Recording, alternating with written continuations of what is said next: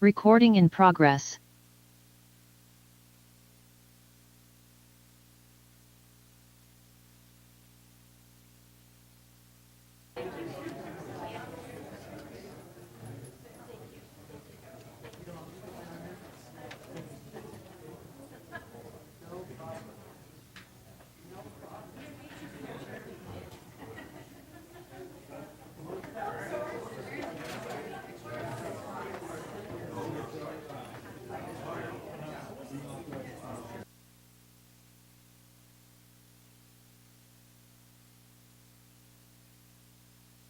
This one, I can't actually lean back on it.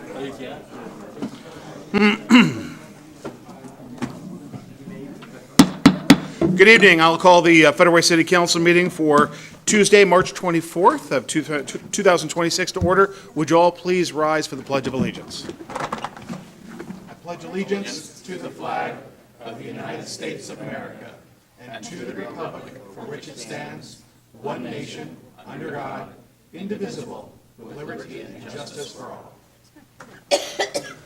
All right, well, good evening, everyone.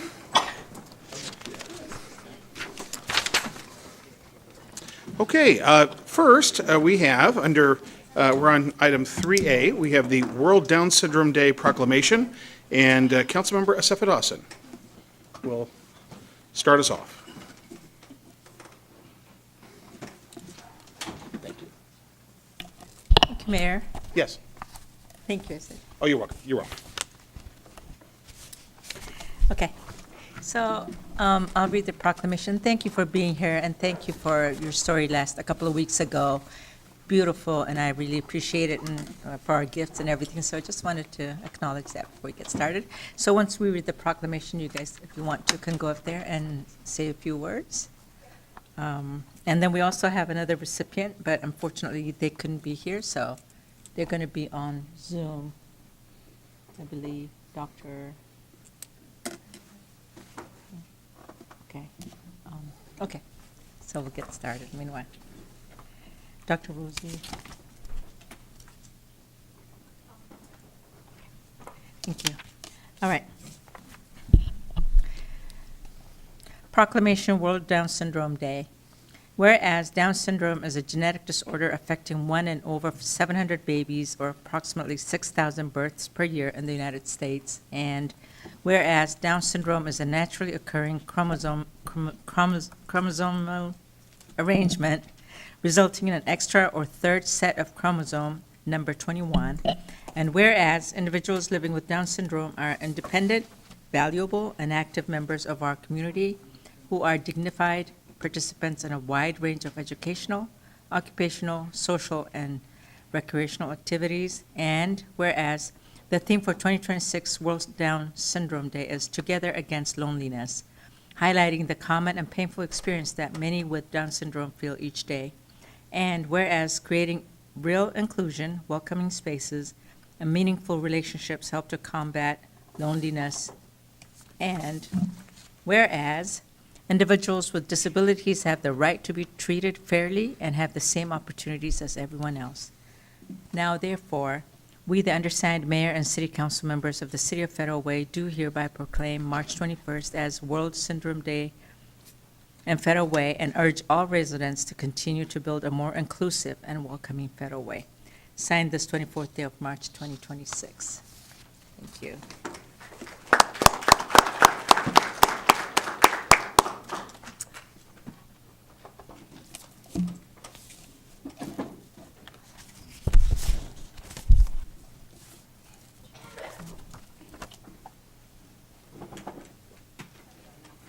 And we'll have Ariana Graham and Alicia Viella with 321 Buddy Foundation show at the Buddy.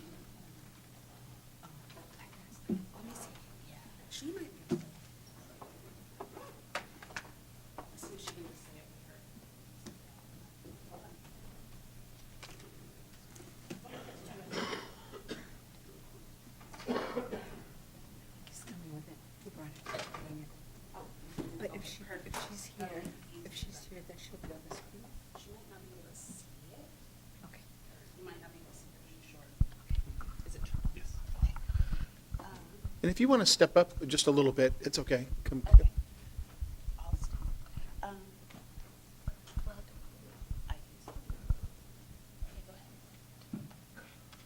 Hi guys, it's me Ari. Thank you for seeing me. Thank you for hearing me. Thank you for celebrating me. And all my friends with Down syndrome. You can celebrate with us more in October. Get your calendars out. I am inviting you to be part of my Buddy Walk team. On October 3rd, 2026 in Tacoma. One more thing. Hard hands are fun to do.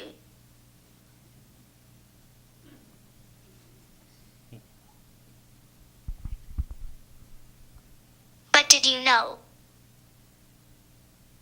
They are even more special. When you make the heart with another person? Go ahead and try it.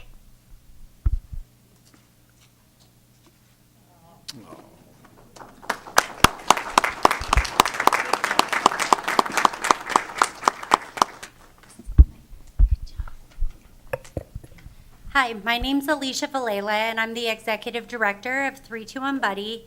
And first, we would like to thank you all for seeing us, for seeing our families and seeing our loved ones. Because of children like Ari, so many of us families are given the support to advocate and educate people about individuals with Down syndrome. Ari has been a leader in our community, as her family has also supported her. So thank you so much for seeing her and seeing all of our children.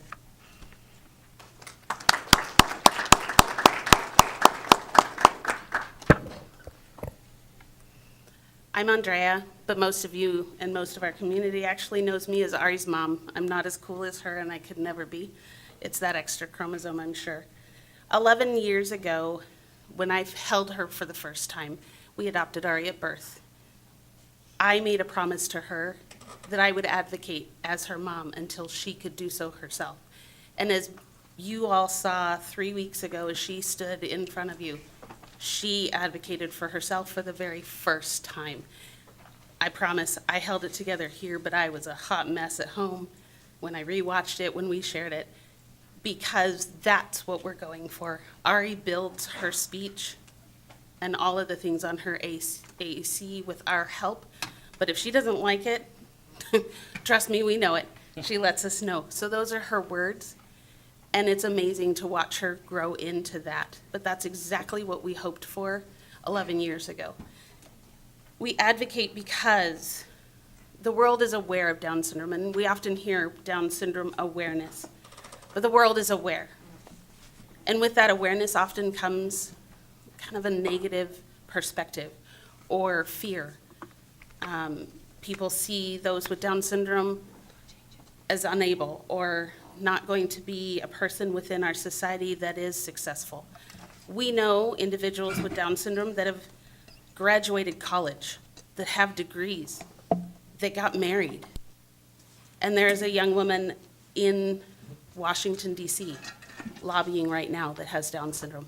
It is possible for our loved ones as long as our community sees them and hears them and accepts them. And so we ask for acceptance, because with that acceptance comes a community that comes around Ariana and helps her grow into be the most amazing person that she's going to be. And that's our goal, and that is why we advocate so hard. And so I appreciate and thank every single one of you here for seeing Ariana, hearing her 3 weeks ago, and acknowledging that she's part of the Federal Way community, because she makes Federal Way a better place to be.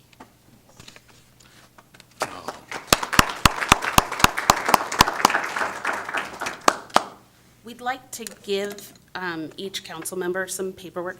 We, Alicia and myself and a couple other families here, started a program down in Tacoma. The Tacoma group is called 321 Buddy, and we have a buddy walk that we're doing, as Ariana invited you all to. Once I have her team made, which will be over the summer, we'll send out an invitation to the city council. We'd love to have you guys join us. But I'd love to share information because we also opened up a community center for people with Down syndrome where they can go with their families. It's a resource to teach different things such as reading, job skills, and so on. But we are now in the process of next week. We are opening a day center for individuals not just with Down syndrome but with disabilities. And so if I could hand them and have you guys, fabulous. And one last thing, we had a goal, as Ari shared, to spread 21 or place 21 heart hands. Unfortunately, Ari got sick and we had to lay low for about 10 days. She has a slew of other health stuff that got in the way. So she has hidden, well, not hidden, but she's placed heart hands inside, outside, and we'll finish this evening around the community for people to find. Thank you. Oh, and as you pass that out, you can give that to the city clerk, and she'll pass it this way. All right, thank you so much. Thank you. And Ari, I put my heart hands on my shelf in my office. So thank you so much for bringing those. It's great to see you both today. Thank you. Okay, and thank you, Councilmember Assefa-Dawson.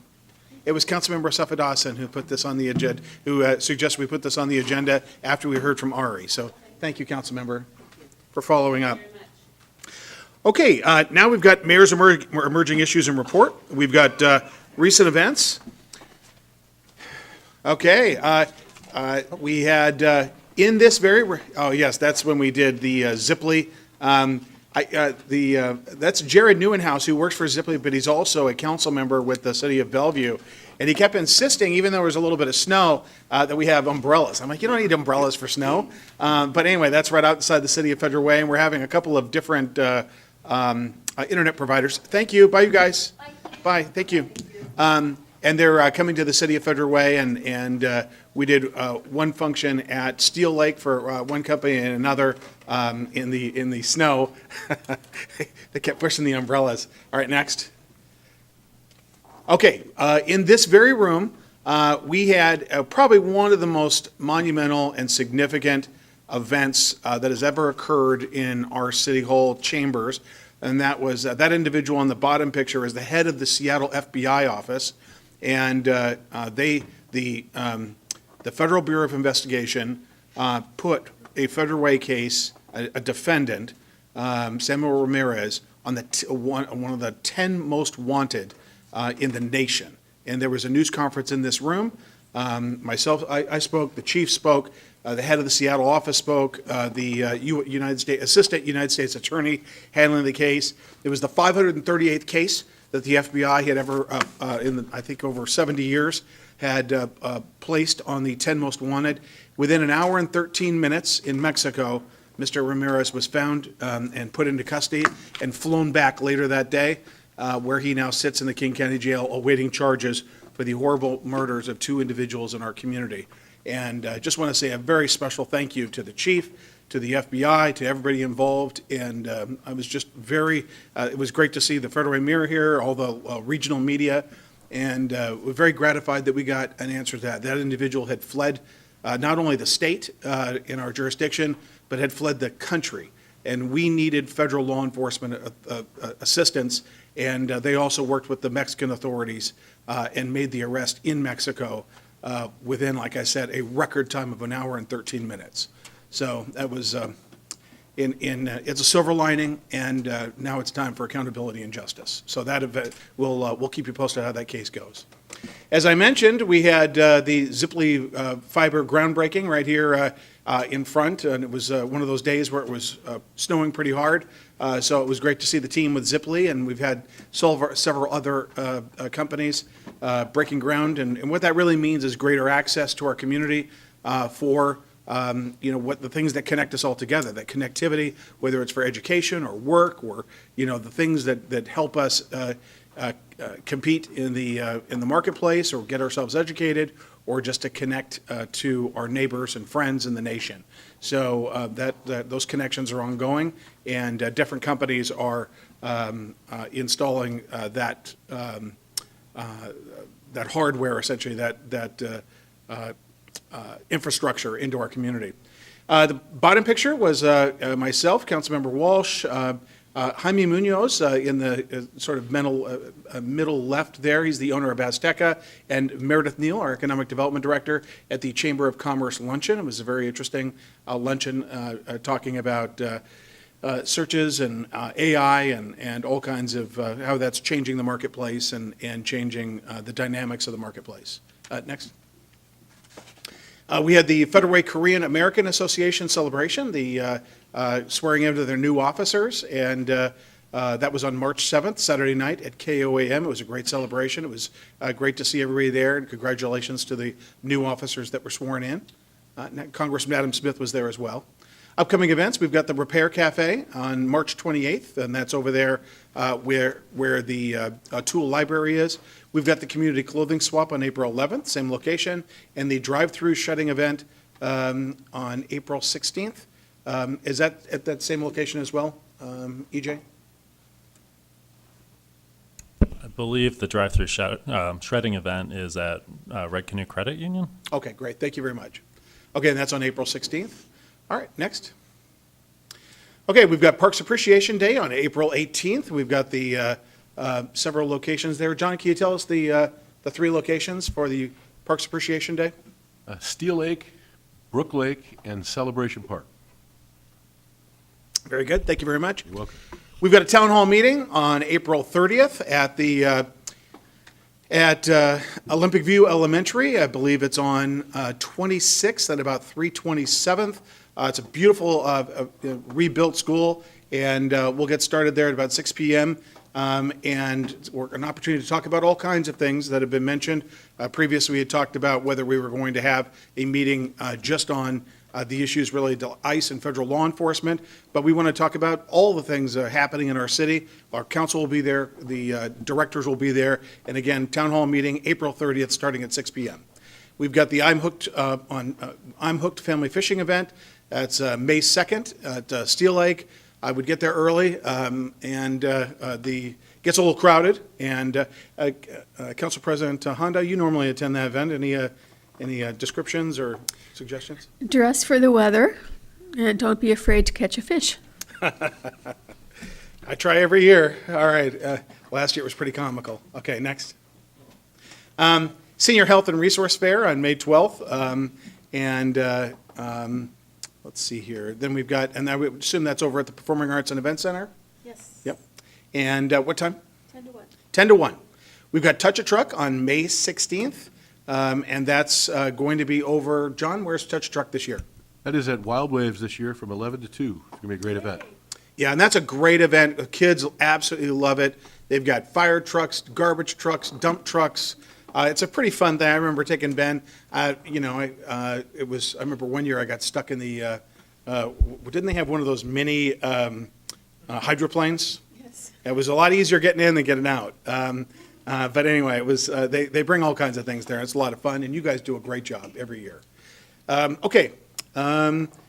Let's see here. We've got Kicking It Federal Way, June 19th through 21st for the World Cup. That's going to be a lot of fun. Meredith, just a couple of quick highlights on that. Sure. So Kicking It is a 3-day festival, June 19th through 21st. It includes a watch party of FIFA World Cup games that are happening that weekend. So there'll be, I believe, 12 matches played at the Performing Arts and Event Center. There will also be a live music stage, games, activities, soccer tournaments and clinics, food vendors, and a lot more. So it's free, family-friendly at the Performing Arts and Event Center. That's great. And the Senior Health and Resource Fair is a big deal. A lot of folks there. They fill up the atrium there in the Performing Arts and Event Center. It's a great time. And anything else to say on that? We have 85 vendors, and so we're full once again. And every year it's a great event. It's if you know a senior or you plan on becoming a senior one day, you should attend. Very good. Okay. Okay, Council Committee, and that concludes my report. Thank you, Ben. Council committee reports and regional committees. We got Councilmember Walsh, our Land Use and Transportation Committee Chair. Yeah, on our last meeting, we talked about a number of items. Items A through E on tonight's consent agenda came out of that meeting. And our next meeting will be April 6th, Monday, April 6th, right here. And though it doesn't pertain directly to the Land Use and Transportation Committee, it's Parks. On April 18th, once again, as the mayor said, Parks Appreciation Day. I expect everyone on the dais to be there and everybody in the audience to be there as well. It is a wonderful, it'll be the 20th year for the Parks Appreciation Day. Literally thousands of volunteer hours have been spent over the last 20 years improving our parks and making them Federal Way a better place to live and play and work and everything else. So be there. All right, thank you. All right, Councilmember Sessoms for Parks, Recreation, Human Services, and Public Safety Committee. Thank you, Mayor. Our committee met on 3/10. Our next meeting is April 14th at 5 p.m. Among other things, we did have a chance to take action on several items. You can read about them, items F, G, H, I, and J. We also discussed an information-only item that included approval for City Hall emergency roof repair. There were 3 information items moved to the April 14th Parks Committee meeting due to time constraints. So again, April 14th is our next meeting, at which time we will be taking on the following: the flag policy overview. We'll have a PAC update, and we will hear a presentation about capital projects, priority lists. That concludes my report. All right, thank you. All right, Councilmember Kochmar, Finance, Economic Development, and Regional Affairs Committee. Thank you, Mayor. Our next FEDERAC meeting will be March 31st, 5 p.m. in council chambers. All right, Councilmember Sefadossin, Lodging Tax Advisory Committee, and PIC, I believe, as well. Thank you. The lodging tax, we're going to be meeting on Tuesday, April 24th, I'm sorry, 14th, okay. And we're going to be reviewing, we've already talked about and met with all the grant applicants, and so we're going to be reviewing the applications, discuss them, and come up with funding allocation for each of those programs. And so that's going to be April 14th. And with that, I conclude that report. And with PIC, we had a meeting 2 Wednesdays ago, and as Council President Susan mentioned at the last meeting, this had to do with King County's transportation district, where they were asking all the cities to increase taxes, sales tax, and put 1% towards building the streets on unincorporated King County regions or areas, and the cities were not going to benefit from that. So it was a very long conversation, long discussion, and we had to cancel the other agenda items just to focus on this. And finally, SCA, Sound Cities Association, came up with a proposal that went to King County Executive, suggesting that maybe a percentage of whatever they raise come to the cities to use them for streets. So we don't know what the outcome is going to be, but that letter is going to, or has already gone to King County Executive for their consideration. And so that's where we're at. And so hopefully our cities will benefit from this tax that could be, potentially would be collected for, again, unincorporated King County streets. And yeah, that was it. So thank you. All right, thank you. Okay, Council President Honda. Thank you.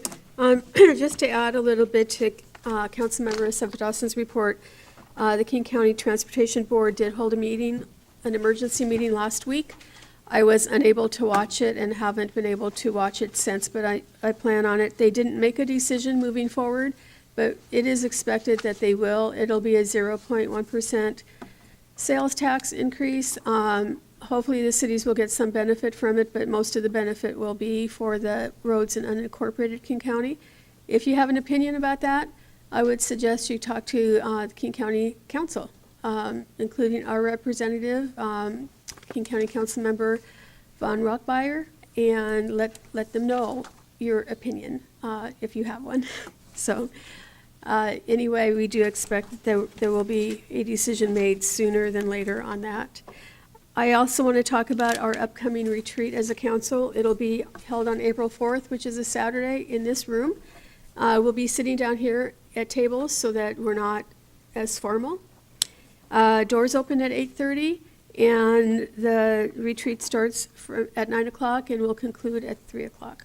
And the public is welcome to attend. We will be talking later during council business about our trip to Washington, D.C., so the rest of my comments will be during council business. Thank you. All right, thank you. All right, now the most important part of the evening, which is public comment. These items have, on public comment, you've got 3 minutes unless you've got individuals that are present, 5, I believe, and that would give you 5 minutes. I'll go ahead and list the individuals, and please, if you could queue in the back. We've got Pam Ash, Stephanie Papke, Mike Bullich-Ziegler, Paul McDaniel, Jeffrey Tancredi, Jan Barber. I see a few more coming in. All right, Ms. Ash.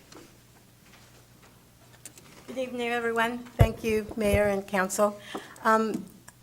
Actually, my comments were more of a question than a statement, and it's already been answered because you did mention that at the upcoming town hall meeting on the 30th, you are considering putting the issue of the February 17th meeting that was so contentious on the agenda, which was the discussion of federal law enforcement activities in Federal Way.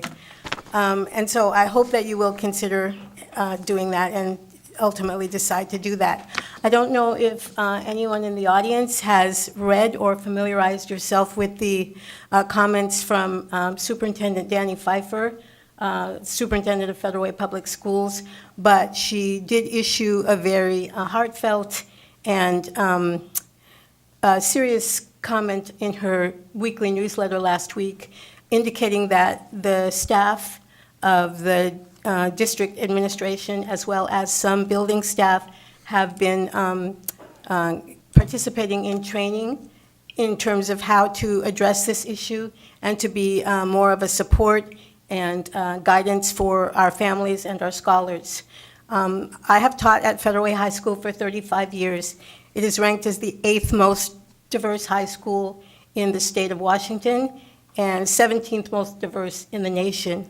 So I know that this is of major concern to our students, to our staff, and to our families. There have been families already impacted in my building by encounters with federal law enforcement. We have students who are, as we mentioned at the February 17th meeting, fearful of even leaving their homes to come to school.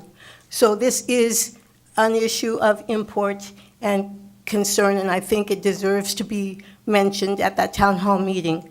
I feel like if the superintendent of our public schools is aware of how deeply this is impacting our students and has gone to the effort and taken the initiative to show concern and caring and support for our families, I think it's only fitting that our city government do the same. So I would really appreciate that being put on the agenda and giving some very serious and heartfelt attention to that issue, which does deeply impact our community, particularly our students at Federal Way High School.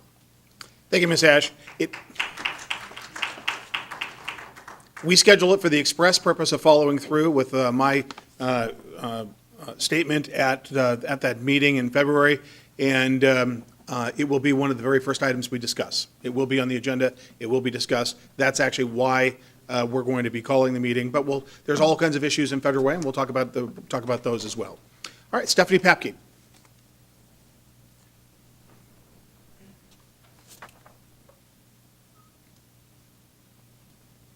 Is Stephanie here? Okay. All right, if Stephanie reappears. Okay. Or is that, yeah, it's in person. Okay. Mike Bullich Ziegler.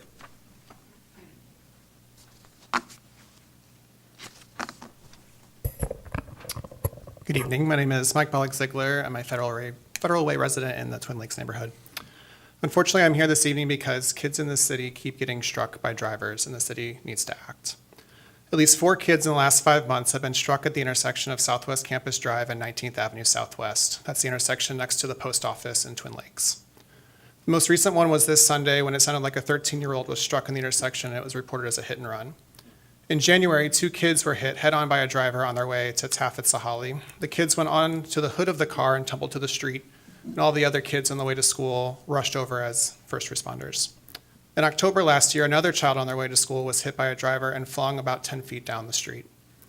These are kids who were in the crosswalk and crossed with the lights in January and October. I'm not sure the details of this weekend's collision, but so many kids use that intersection, and it's a very busy and chaotic area. And I can only assume there have been more incidents of unreported close calls given the high number of collisions. I've shared these concerns with the city traffic folks. I understand this intersection and the area surrounding it will be a focus area of the city's traffic safety action plan, which is great, it's needed, but plans take time, and I am doubtful any of the recommendations will have immediate funding. The city must prioritize funding for these projects and ensure they are completed as soon as possible. These kids unfortunately didn't have time for that plan to be made, and I fear more kids and others won't have that time either. I'm sure there'll be lots of conversation this evening about public safety and how we fund it. This is a public safety issue, and unless the city wants to have officers there on crosswalk duty 24/7, it must invest in design improvements that prioritizes the safety of pedestrians, in this case primarily children. In case you weren't aware, the penalty for running over or striking a child in the crosswalk with your car is a $200 failure to yield ticket. That's a small price to pay compared to the lasting physical and mental trauma these kids will have after being struck. It is essentially another form of violence, and no one, especially our kids, should have to experience it. This intersection is clearly unsafe, and immediate action is necessary ahead of any hopeful longer-term improvements the city may take. Please do not wait until another person is struck or worse. Thank you. Thank you. And Mike, immediately following public comment, what I'm going to be doing is we'll respond to each one, and that'll be, I've written that down. We're going to talk about that, and we'll likely have a follow-up item in the next meeting. But we'll do follow-up after following public comment. All right, Paul McDaniel, for 5 minutes. I see you've got the signature of 5 individuals. Hopefully I won't need the 5.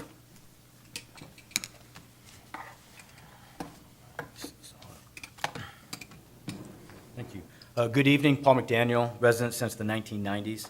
I'd like to start by pretty much making a statement. I will not be going anywhere. I'm also here to help. I'm not just here to bring up uncomfortable situations a lot of the times. I believe light is needed sometimes, and sometimes transparency and accountability are the 2 things I really care about. So with that said, I'm going to start off with my main concern I've had for the last couple of months, and it's going to be an $8 million change in the expenses. I received an email from Director Groom explaining that to me and how the ARPA money was transferred from its fund to the general fund, and then how that ARPA money was then used, I believe it to pay police salaries last year, and that's where the $8 million difference was. Now, with that change, the city, if I understand correctly, and I did send an email out, but I believe, Grooms, did you happen to receive an email today? We don't. Oh, sorry. Yeah. But I believe I had some people mention that emails were not coming through, so I'll resend that one to find a way to get it to you. One of the questions I had was, with the current standing, it shows that the 2025 standing for the funds were unfavorable by $1 million. My question that I have in there is that $1 million included the $8 million of ARPA. What would be if the ARPA money was not there? What would our real standing balance be without ARPA? Then I'm going to move on to the revenue streams that I looked at through the financial reports. I had to use 25 and 26 since it's split up now. Sales was unfavorable by $1.2 million. REIT is unfavorable by $1.6 million, and this is for 2025. Business licenses were unfavorable by $40,000. Red lights, which pays for quite a few cops, was unfavorable by $1.2 million. Permits is unfavorable by $300K. Investments is unfavorable by $135,000. But utilities actually had a gross increase of 12.8%, and electricity utility rate tax collected by the city was actually increased year over year by 21.4%. That's massive. I bring those up because I was told that we were in a good standing, and every time when I was on FedRAC, I brought this up, I was always told we're in a good standing. Today, you guys are going to ask about money.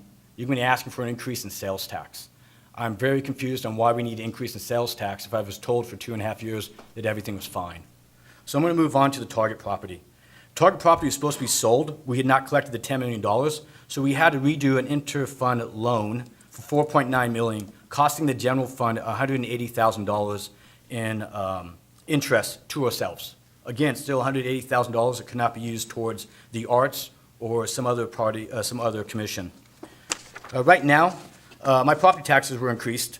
King County is looking at adding a 0.1 sales tax increase.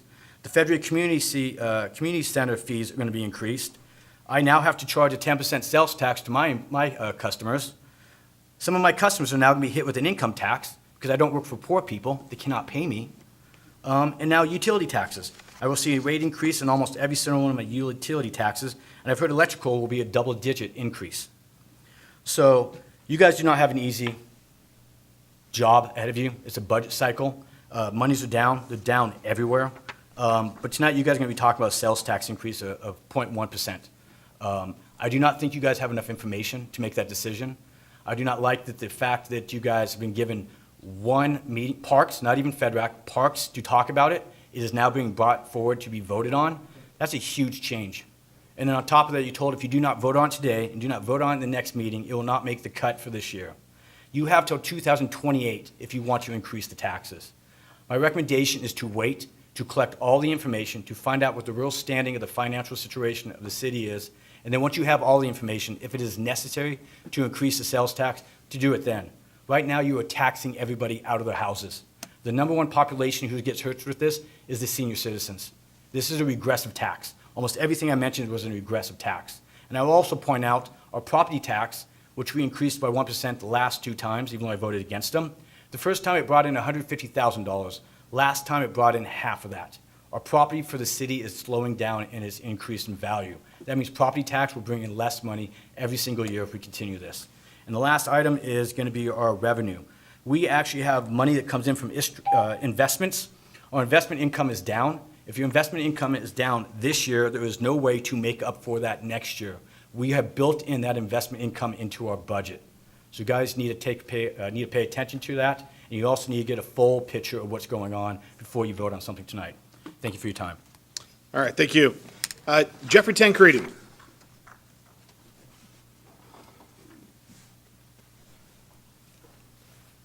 Good evening, Mayor, Council President, Council. Welcome back from Washington, D.C. My parents were born and raised in Northeast, so a city I love and am very familiar with. Mayor, Jeff Tancredi from the West Campus area, Federal Way. Mayor, 3 years ago, I went to the Pacific Community Center because I heard that our state representatives were there, and I decided, I might as well go and check it out. So as I walked in, it's a small venue. As I walked into that venue, the lady at the door said, "Write your question down." So I thought for a minute, and I wrote my question down. So the state reps were at the front of the table. So the question that I wrote down, and they read to the audience, my question was this: what are you and your colleagues doing, to the state reps? What are you and your colleagues doing to reverse low standardized test scores for African American students in the Federal Way K through 12? My question wasn't finished. I continued. From 1870 to 1955, the students at all-black Dunbar High School in Washington, D.C. scored higher on standardized tests than 2 of the 3 all-white high schools in the District of Columbia. One of the 3 state reps answered for the other 2. I won't say who, it's not necessary. The one state rep said, "We do not want to go back to segregation." I'm not joking, that was the answer. That tells you how much of an appetite that our state representatives have to tackle a serious problem. And in fact, you can go to any deep blue city in the United States. African American students in the K through 12 have the lowest standardized test scores versus Caucasians and Asians. The Democrat Party has failed the black community. I want you all to understand that, because in this state, the Democrat Party controls the executive, the legislative, and the courts. And I gave suggestions to the school board president. I gave suggestions to the superintendent on how to reverse that here. They don't want to hear it. They don't want to have a discussion. How about more federal way public academies? How about school choice? It's really sick. They're worrying about federal law enforcement. Hey, if they're going to look for a gangbanger or a criminal, they're going to get him, and there's not a damn thing you're going to do about it. You focus on federal way and helping these kids with their test scores and uplift the black community instead of crapping all over them.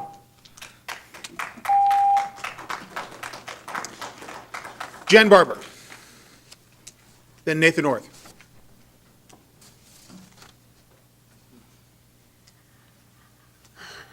Mayor and council, thank you for this time. I have something that is going to take a little bit more time and some planning, but I want to talk to you for a minute about sharps and the best way to dispose of them in federal way. I have been researching this ever since I discovered that both Auburn and Federal Way, which currently have an outdoors freestanding, they call them sidewalk disposal bins for sharps. The contract for those are discontinued as of March 28th. And I was the one, by working, thank you, Mayor Farrell, by working with your office, that information was shared with HR in this city, but also HR in Auburn. It was the only way they learned about it was my cell phone picture of the discontinuance notice. I have learned since that $21 million is used from our property taxes for hazardous waste disposal. And I saw a chart, 60% or so was going to wastewater treatment. There are many, many things that are necessary, but in Auburn, they said, why not ask the health board to do an ad campaign, show people that the proper way of disposing of sharps in a rigid container with a label, and yeah, I had one, because people don't know. The recommendation, ChatGPT says that 3% to 8% of any county is going to be people that use sharps, and they recommend one sharp disposal bin or whatever for every 20,000. Anyway, our city would come up with 5. Auburn has 80,000 people. We have 100,000 and counting. I did learn that that what's happened is the bins are used for everything else besides the sharps. So I understand that can be a problem. And one time I went and it was jammed open with stuff. I don't know what was at the bottom of the bin. I could see. Anyway, this is a problem, and I'd really like to I'd really like to connect with other people that are willing to spend some time solving and coming up with a solution that's going to help. Because leaving us out in the cold is not going to work. It will be a toxic problem and a public health problem. Thank you. Thank you. May I add something? Yeah, of course. I learned about disposal of sharps at home when our toy poodle was diagnosed with diabetes and needed injections twice a day. And it is illegal to put sharps in your garbage. And if you're caught, you're going to be fined. So there needs to be a solution. All right. Thank you very much. All right. Nathan Orth, followed by Harold Booker.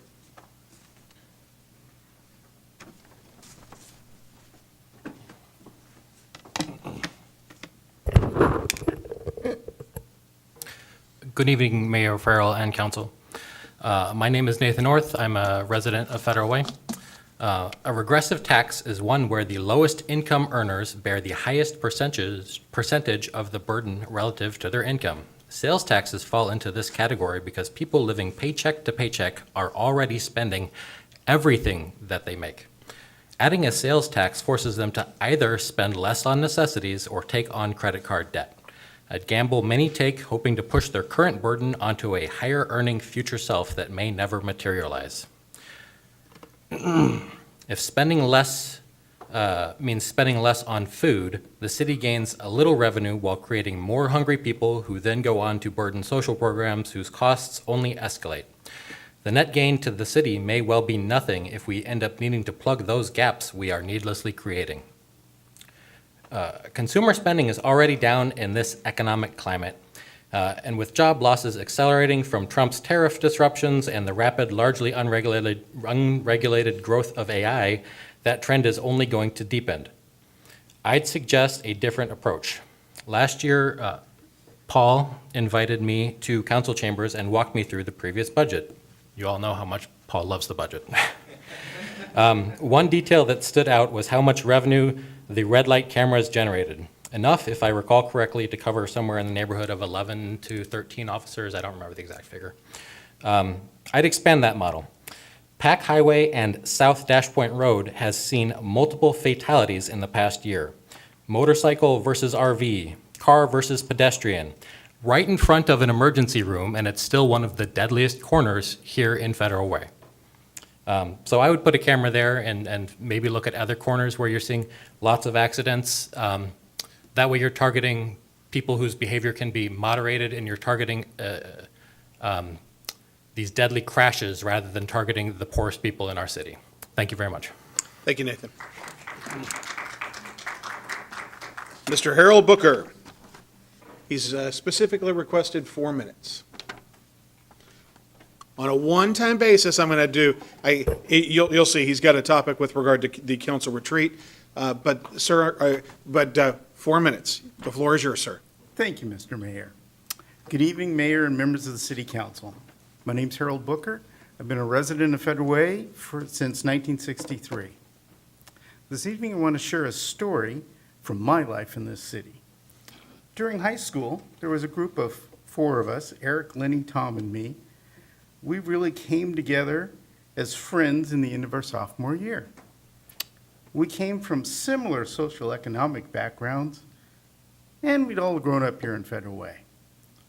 But that was where the similarities ended.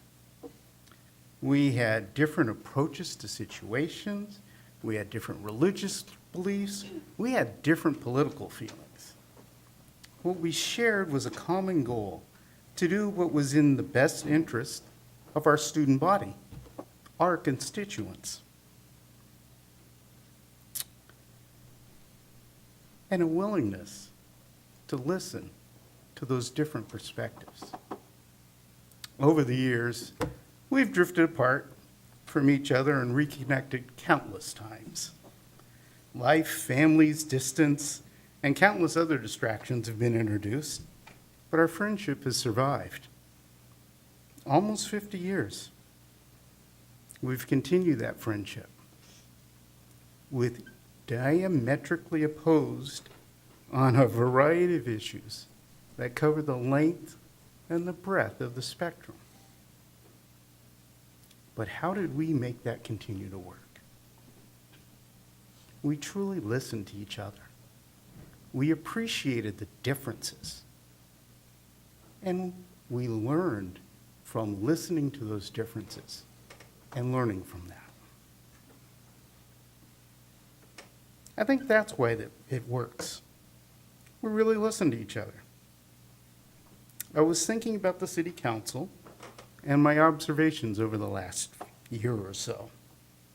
You're a diversified group of people thrown together with different backgrounds, perspectives, personalities, points of view, and approaches to problem solving, who have a common purpose, trying to do the best for your constituents, the citizens of this city.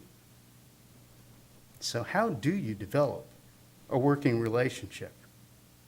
How do you build a team?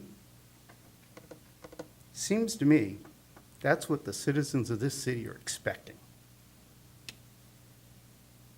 Seems to me you got a really large mountain to climb.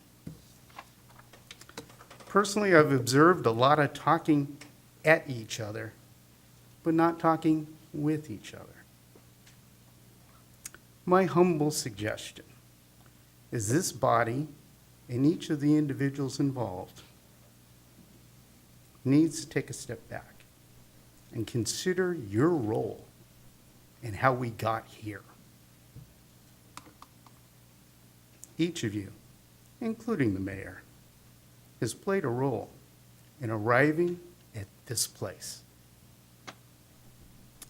If you don't make the effort to step back and make an honest assessment of the one thing you can control, your actions, I don't know how you get to a place where you can have an honest working relationship. I wish you good luck, Godspeed on this journey. We, the citizens of this city, are counting on you. I'll close my remarks this evening with a quote from a World War II veteran, Vernon Baker, also a Congressional Medal of Honor winner. Give respect before you expect it. Treat people the way you want to be treated. Remember the mission, set the example, and then keep going. Thank you for the time. Thank you, Mr. Brooker. And that retreat will be in this, will be in these chambers a week from this Saturday, which is April 4th. So Saturday, April 4th, he will get started about, Doors open at 8:30, retreat starts at 9 and concludes at 3. thank you very much. Okay, now, just a couple quick follow-ups. That's the last public comment I have. We've got some folks have signed up to talk on one of the agenda items. But with regard to EJ and the chief, 348th and 19th Southwest. Are you, EJ, you want to maybe start with this? So I'm not familiar with an accident on Sunday, on this past Sunday. So I haven't seen an accident report for that yet. Okay. Go That, ahead. as was mentioned, as part of the citywide traffic safety plan, we have received a number of feedback on Southwest Campus from the partner agencies that were involved in that study. So we went back and forth on 2 different locations to study in further detail as we're required to under that program. And as was mentioned, Southwest Campus, roughly centered just slightly to the west of that intersection, is the selected focused area. So we've already authorized the consultant to start a deeper dive into the crash statistics for the last 5 years, as well as the design refinements and the city standard designs that are used throughout that corridor, to see what we can do related to traffic safety, because there is an elevated crash history through there, in that entire corridor, not necessarily that intersection. So that is what we're looking at. But to the point that was made, that's a study that identifies what should or could be done. It's not actual construction of projects. So we need to do that work first and figure out what we're talking about before we can do that. But certainly, as accidents are attributed to certain intersections, there's a sense of urgency in there as well. Okay, thank you. Chief? I believe the intersection we're talking about is Southwest Campus Drive and probably 19th Avenue Southwest. That's it, Yeah. correct. What I could tell you is that over the years, in the city, for safety reasons, we put school zone photo enforcement when school's in session on Southwest Campus Drive and also on 21st Avenue Southwest. And as a main arterial street, we do conduct enforcement periodically on those on the roadway. I'm not aware of these 4 accidents that it was mentioned. Was it 4 accidents? I think that's what Mr. Bullock-Ziegler said. Could you, let's do this. Why don't we add this to an item, and we're going to call on Councilmember Moore in just a moment, and then the Council President. But could you research the recent, maybe in the past year, the accidents at that location? And then, EJ, let's talk internally about this and about where this stands, and let's talk about this at the next city council meeting for a presentation since it was raised publicly. Councilmember Moore and then the council president. Thank you, Mayor. I appreciate it. EJ, thank you for your content and what you said and recognizing that it is a sense of urgency. I did send out an email to Chair Jack Walsh, seeing if we can maybe add this to the Land Use and Transportation Committee to kind of study it further, because I also know that Rick had, if my memory serves me right, Rick had put together a prioritization of sidewalk, school zone, sidewalk, I forget what it was called. And I wanted us to kind of review that in that committee potentially. But the question I had was, is there something that can be done in the meantime? Is there something temporary until then? Because you just said yourself, there's a study to study what, what's happening, but that's not the construction. So I just wondered if there could be a discussion between maybe the mayor and staff or whatnot about what can we do temporarily to I think address that? we need to dig into it a little bit, potentially, but I don't think that's something we can sit here and figure out from the dais. I mean, we need to look at the accidents and see if there's a causation that has something that we could temporarily do to it. Sure. Be able to get you an answer. Yeah, I'm not asking for the conversation that happen right now. I'm just saying, can it be discussed of what we can do temporarily soon Well, and whatnot? we're going to bring it back at the next city council meeting with the accident history and where we're at. Council President? Thank you. I was actually in an accident at that intersection years ago, picking up my kids from Sahali by an impaired driver. And when Sahali opened, my oldest son was a 7th grader. And the day before school opened, we had a fatality. A student was hit on 21st Avenue and didn't survive. And it was devastating. 19th and Campus Drive, the only thing I drive that, I'm there a lot, suggest that I can think of that might make it safer would be no free right turns unless it's green. Because there's the post office, you have the crosswalk where going across the street, and I can guarantee you people are not looking if there's someone in that crosswalk. They're just looking to see if cars are coming, but they're not looking at the crosswalk. It's just a suggestion from years of experience of driving that road. And a Thank big you. apartment complex with hundreds of units just on the other side, on the north side. So, well, we'll look at it, and let's talk about it internally. Thank you, Chief, and we'll look for those numbers. And then, Heather, let's make sure we calendar that, and let's put it under mine, and we'll have it on the last, we'll talk about it at agenda setting. Okay, and then the second item was Steve Groom. There was a mention, is there any, I know that we're in a budget year. I know that we all know that you give, monthly updates in regard to the financial position of the city. Any comments? There was a mention of transferring $8 million from ARPA and any comments you'd like to make now in response, just preliminarily, as we start the budget year? Mr. McDaniel brings a lot of questions, and to give a short answer is, well, I can tell you that the $8 million, it came to City Council on a budget amendment. It was a carry forward from unspent funds that were originally from the ARPA grant brought forward from one year to the next one, and it made a big significant difference to the general fund balance. We weren't able to book that, of course, until we brought the budget amendment to City Council. We meet monthly at FedRec, and I update City Council monthly on how the revenues are coming in. Our revenues come in at 1 and 2 month lags. So do our expenses as invoices come in. So we bring all the information publicly as we get it, and I'm always happy to answer questions. Okay, all right. And we do have a, Brian, any comments on this or not?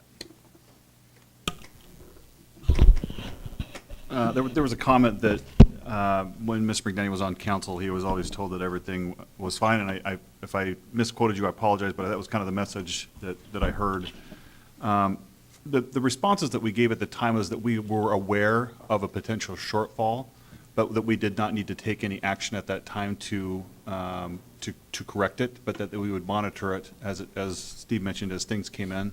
So if we I don't believe we gave the impression that everything was fine, but that we were monitoring the shortfall as things progressed throughout the year. All right, and what would you characterize, for those in the audience and watching at home, what is the scale of the potential shortfall at this point? In rough terms. Sure. It's about, right now, it's about 1.5 million from projected revenues with our current expenses. Now, revenues are actually up from, actual revenues, that is, are actually up from last year, but the budgeted amount is short, and that's what we'll have to correct this year. We'll have discussions with the council about how to accomplish that. Very good, okay. All right, well, the conversation will be ongoing. Thank you, Mr. McDaniel, for sharpening the, I always want to say metal, the iron on this side. So thanks for bringing the iron, and we'll continue working on our end. Okay, now that concludes public comment, at least for now. We've got the consent agenda. These items have gone through the committee process. It can be passed all at once, or after I read all the items, I'll ask if a council member wants something pulled for separate consideration. Item A, approval to submit to the National Pollutant Discharge Elimination System, the NPDES Annual Report. Item B, authorization to award street sweeping services contract. Item C, authorization to bid an 85% update for the City Center Greenway project. Item D, contract increase authorization, 2024 Americans with Disabilities Act, the ADA retrofits. Item E, resolution, setting public hearing on the proposed street vacation of a portion of 16th Avenue South. Item F, authorization to award the Federal Way Community Center electric vehicle EV charger stations contract. Item G, authorization to apply for King County Four Cultures Grant Building for Equity Project Development. Item H, authorization contract Federal Way Community Center gym curtain replacement. Item I, Washington State Department of Enterprise Services piggybacking goods and services agreement for generator maintenance services. Piggybacking, it's not a phrase you normally see on an agenda item. And item J, authorization to award the Civic Plaza Turf Project to Field Turf USA Incorporated. Council, are there any items you want pulled for separate consideration? Hearing none, Council President Honda. I move approval of the consent agenda items A through J. Second. Been a motion and a second. Is there any discussion? All those in favor? Aye. Opposed? Matters passed unanimously. Okay, council business, item 6A, North Lake Management District Advisory Committee appointments. Councilmember Sessoms. I move to appoint the following to the North Lake Management District Advisory Committee. Larry Flesher to position number 4 for a term to begin April 1st, 2026 and expire March 31st, 2028. And Darren Nash to position number 5 for a term to begin April 1st, 2026 and expire March 31st, 2028. Second. All right, there has been a motion, a second. Is there any discussion? All those in favor? Aye. Opposed? All right, those individuals have been confirmed. Thank you very much, and good work, council, doing those interviews. Okay, item B, council confirmation of the Human Resources Director, Julianne Briggs. Brian Davis, our city administrator, will make a brief presentation. Thank you, Mayor. Members of council, it's my privilege to introduce Julianne Briggs as the mayor's nominee for the Human Resources Director. I almost feel like she doesn't need an introduction, but I'll give a brief one. Because she's been here with the city since 1994, one of our longest-serving employees. She started off in the Parks Department as an office tech, and then switched to Human Resources in 2009 and has seen and heard a lot. So she knows the city well. It's great to see a promotion like this to director from within, especially in a position like this. So the mayor's recommendation is for you to confirm his nomination of Julianne Briggs as HR Director. Council, any questions? And she's here to Oh, yeah. say a little bit, if you so desire, answer any questions that you have directly of her as well. All right. Council, any questions? Oh, I see. Councilmember Sapadowson and Councilmember Moore. Not a question, I just want to say congratulations, and we're happy to have you in this role, and long live. 32 years, my. Councilmember Moore. Brian, thank you. I'm excited for this. I mean, obviously, I think one of the things I appreciate about you is your nature, your personality, easy to connect with, easy to talk with. I think it's a really important role for whether you're applying for a job or needing to be in the hot seat. And so I just appreciate and really thank you for your dedication to the city of Federal Way. We're truly lucky to have someone that's served this long in our community. Thank you. Great. Council President Honda. Congratulations. Thank you for serving for so long here, and we appreciate you. All right.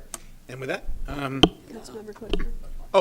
I'm sorry, that It's in the way. water is blocking. Actually, Hers. It would be nice if you came to the podium so everybody else could see who we're talking to. Hello. Yeah, so your name and your title. And- Yeah, my name is Julianne Briggs. I will be, hopefully, the HR director here at the City of Federal Way. I have been here for more than half my life, and I feel a deep connection to Federal Way, its citizens, its electeds, and most of all, maybe its employees. I feel like HR is a little bit my calling, and I appreciate this opportunity, and I hope I serve you very well. Thank you, Julianne. Thank you. thank you very much. All right, thank you. And thank you for your long-standing service to our community. All right, Council President, do you have a motion? I move to confirm the mayor's appointment of Julianne Briggs as Human Resources Director. Congratulations. Second. There's been a motion in multiple seconds. Is there any discussion? All those in favor? Aye. Opposed? It's unanimous. We have a new HR director. Congratulations. Thank you so much. Okay, now we're on to the National League of Cities, NLC Congressional City Conference Report. And why don't I just turn this over to the Council President? We'll go from there. Thank you. I'm going to start with an introduction of what National League of Cities is, and then we're going to go down through the council, and everyone will discuss their conference and what they learned from it. I've asked no more than 5 minutes from each council member because there's 7 of us. And will also have our EJ talk about what the project is that we went to ask money for in a little bit. So National League of Cities, or NLCs, which we will be calling it from now on, has 2,675 cities from around the nation as members.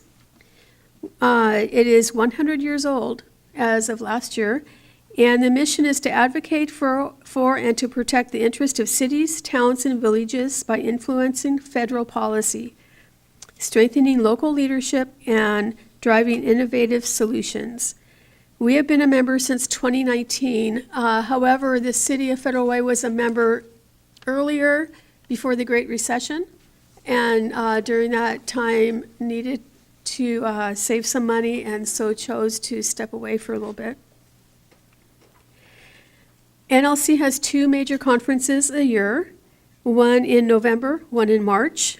The March one is always in Washington, D.C. It's a shorter conference, and our mission there is to go to Capitol Hill and bring home some money. I am on the board of WIMAGE, which is Women in Municipal Government, and APAMO, which is Asian Pacific Islander Municipal Officials. And on the first tier Suburbs Council, you can only serve on 3 committees at NLC, and I have been serving on 3 for several years. I've also served on the Public Safety and Crime Prevention Commission and the Information Technology and Communications Committee, which when I was asked to join that, I was really excited because I like to communicate, but it was all about technology, and I'm not very good at technology. But it was an interesting committee. Other members of council are also serving on committees at NLC as well as staff. This year, the theme was Local Governments Deliver. And we had a lot of talking about how local governments deliver and why local governments are your best government.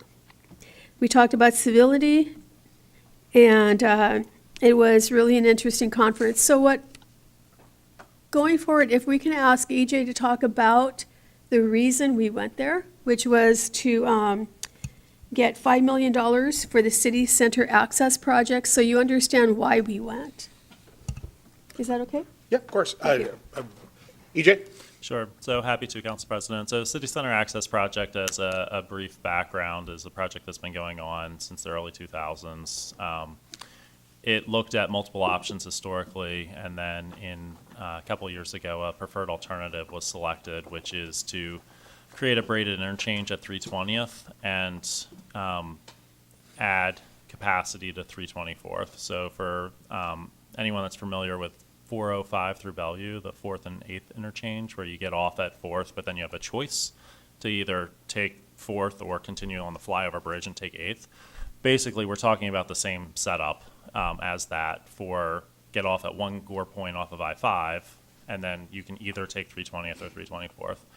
And the driver behind this project is we can't keep adding lanes to 320th. We know that there's a large portion of the population that wants to get into downtown Federal Way to shop and recreate and do everything there, but there's also a significant number of people that want to get past that and to their houses or to their, down towards the water, whatever the case may be, but are trying to get through that area. So the City Center Access Project is multimodal, so it is looking at cars, freight, buses. It does integrate the light rail train that's been constructed recently to increase the capacity and ultimately expands the city core as well. So the project holistically was costed 2 years ago and cost approximately $500 million to build everything, including new bridges across I-5 at 324th, expanding the bridge at 320th, adding bike lanes, extending the BPA trail, and much, much more. So project one, or phase 1A of it, is funded already through collaboration with Sound Transit and their early work to move the BPA transmission lines and build the roundabout at 23rd and 324th. So what the phase 1B project is, which is the one the council president recognized, is expanding 324th from that roundabout that's being constructed as part of the light rail project down to Pack Highway. So phase 1B will expand that to the ultimate cross section, increase the capacity of that section. Phase 1C, which is not funded at this point, is redoing the intersection at Pack Highway and 324th and then extending that all the way through to the end of the existing BPA trail at Celebration Park now. But this is a huge project that will take 20 to 30 years to build out realistically. And, the goal is that we can get this project to a position that ultimately the city does a bunch of the early phase work via actually performing the work. But then we position the project that WashDOT takes it over to do the interchange work that, we as a city cannot change the interchanges. That's a WashDOT task. But we need to get enough of the legwork done to position this project for them to be able to take over.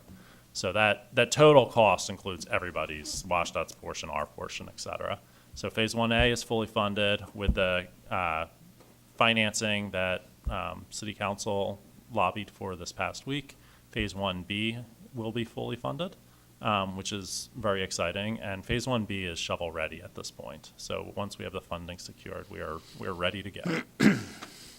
Very good. Thank you. We also requested $2 million for the Celebration Park turf fields, and don't know if we'll get that, but our both the meetings with the senators were very excited to know that the City Center Access Project needed $5 million, and they were very interested in listening to us.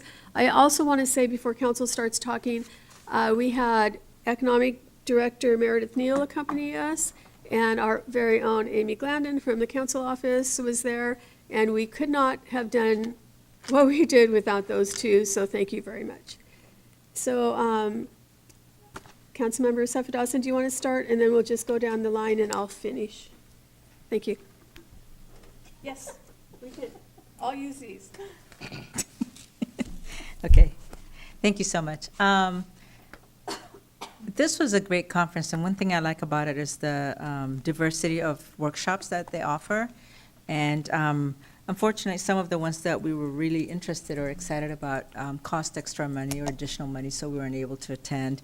But the ones that we attended, at least the ones I did, there was a lot, and I'll just kind of look at my notes and see what the nuggets of each of the workshops that I went to. The first one that I actually attended was around reducing community-based violence for safe, healthy, and hopeful communities. And I did like that hopeful word in there. And so they talked about public safety, the values of public safety, and public safety redefined. And so redefining was like interrupting the cycle of violence, dismantling systems of inequity, and investing in infrastructure. And so there was a lot about that. And then also talking about the public health approach. And so as you all know, public health, when they talk about it, usually they talk about how zip code defines people's lifestyles and their health. And so that also with public safety, that does follow that, the zip code idea.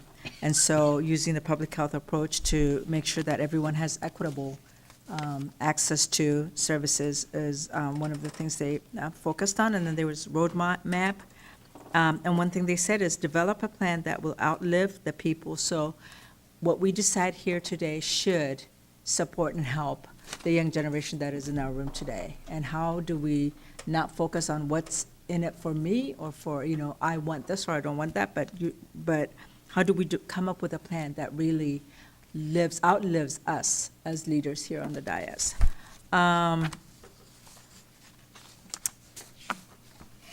There was more on this, but okay. And then actually the first tier city is one of the groups that we belong to because of the size of our city at a little over 100,000. One thing that was really excited about that was different cities who had like blight neighborhoods and redeveloped the downtown. And so there was like Goodyear, Arizona. I did not know there was a city called Goodyear, by the way. So like their downtown revitalization, and then how they did it. And then there was another city, what was the name? Glendale. Yeah, so different cities, right? Actually, they were all fighting over their names. But around the marketing, around videos that they showed, and then their strategies for revitalization. And so as we're building our downtown and TC3, I think there's some nuggets there that we could utilize and see how they did it and what they did.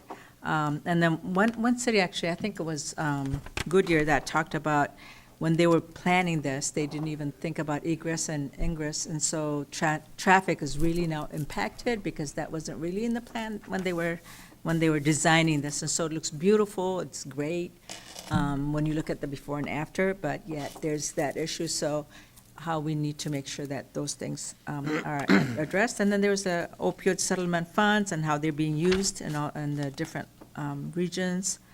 And then, yeah. And there was one on bridging community divides and strengthening civic trust, and that's the one Susan touched a little bit on. And there was, we learned about dignity index and, what was the other index? Oh, civility, pillars of civility and dignity index. And they were really helpful, and I think as we engage with each other and as we have these different discourses and different conversations, I think there's some useful tools in this as to how we can communicate, because we all want the same. At the end of the day, we really want the best for Federal Way. And so if we look at the human composition and humanness, then maybe we have these different tools that we could use so that we see what the other person sees or what the values that bring us here. I don't think anybody's here to harm Federal Way at all. And so how could we have that civil conversation? And then immigration was a very interesting topic, but before my time's up, they were talking about 2030 census, and they are going to be doing, so they're concerned about accurate count and why it's important. One is, of course, for funding, because each state gets funding based on their population, and then also for representation. And so, again, the delegations that are sent is based on the population. And so undercounting is a very huge concern, especially depending on what form they use. And so there's going to be a pilot study here, or pilot, they're going to go out and do some, and I don't know what the pilot areas are, but there's a census test, or there's the American, I think, Community Survey. And this one, the American Community, I believe it is, asks citizenship questions. And so the question, then the concern is, are there people who are, of course, are not going to complete or participate in the census counting, again, which impacts our cities, or our states, I'm sorry. And so, and this one is actually in English only. And so, and USPS does all the testing, so it's actually as they're delivering their mail is how that's going to be done. And so, yeah, so that was a little concerning, and we'll see how that turns out. And then it's, of course, census is for 2030, and so they're rolling out all these and testing and checking out and making sure, trying to see what works best. But again, there was that concern that came up, and I think I will end mine here. Yeah. Thank you very much, and we are going to, the mayor is going to time everyone. 5 minutes. All right, let's start. Oh, boy. Timing when it starts to, okay, never mind. All right, well, Mayor and Council, and to the public, first, I want to give a shout out to our students from Federal Way High School. If you can wave, do the princess wave. Thank you for being here. I know you'd rather be doing other things. Thank you. And I know that you'd rather be texting and calling your buddies and whatnot, but you're choosing to be here, and so I really want to say thank you. With that, for the purpose of our students, and we're obviously given a report from our trip from DC and why it matters and whatnot, and what we got out of it.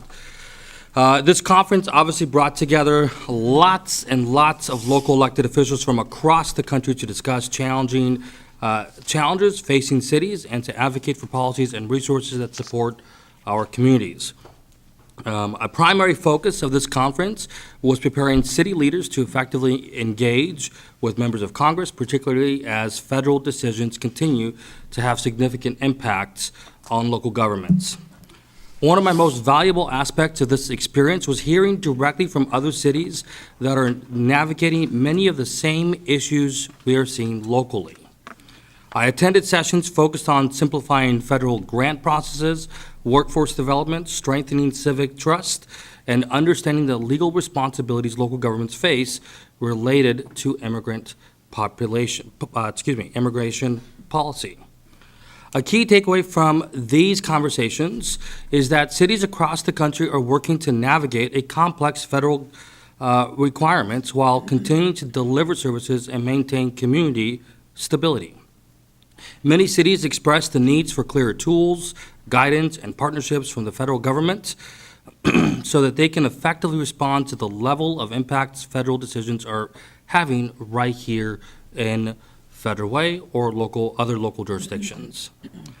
As part of the Association of Washington Cities, we also traveled to Capitol Hill to meet with U.S. Senator Patty Murray and U.S. Senator Murray Cantwell to get a briefing. And they, as I just said, they provided updates on congressional activities, infrastructure investments, and how they are working to deliver resources for Washington communities. They also discussed challenges they are currently facing and communicating with federal agencies, noting that some traditional coordination channels are not operating as they typically have in the past. Despite these challenges, they emphasized their continued commitment to assisting local governments and advocating for Washington residents. And this kind of took me back a little bit. You know, a lot of people call into local governments in our city council to ask for help. They do the same thing with the state, and they do the same thing with Congress.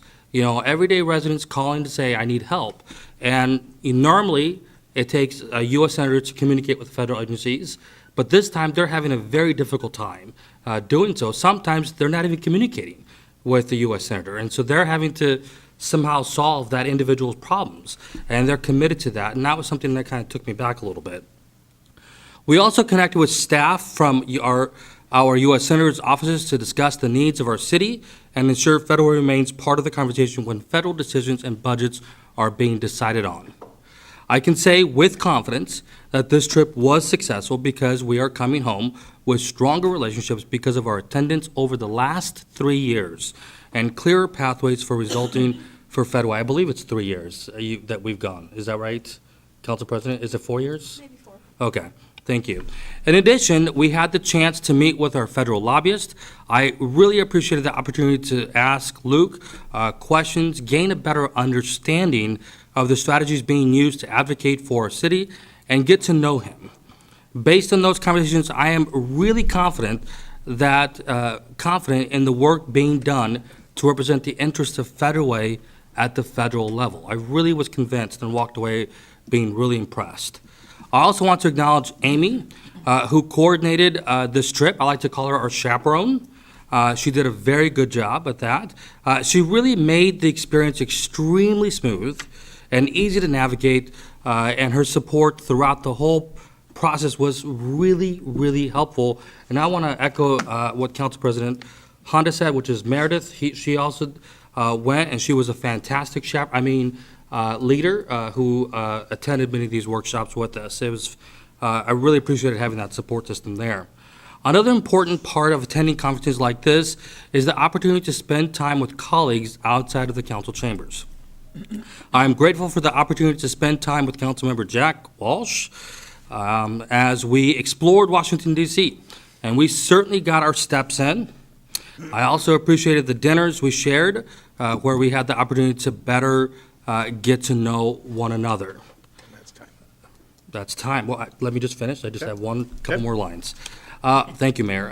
Moments like this are really important because our community deserves leaders who can work together collaboratively to help govern and manage this incredible city. Overall, attending this conference helps ensure the Federal remains informed, engaged, and well-positioned to access partnerships and resources that benefit our residents, which is you. Thank you so much, Mayor, and I will give it back to you. All right, thank you. And now we've got Councilmember Hamilton. Thank you, Mayor. Well, this was my first time participating in the NLC conference. Oh, and I need to just make one statement. I had a dental procedure done today, and so if you're hearing a little bit of a speech impediment, that's why.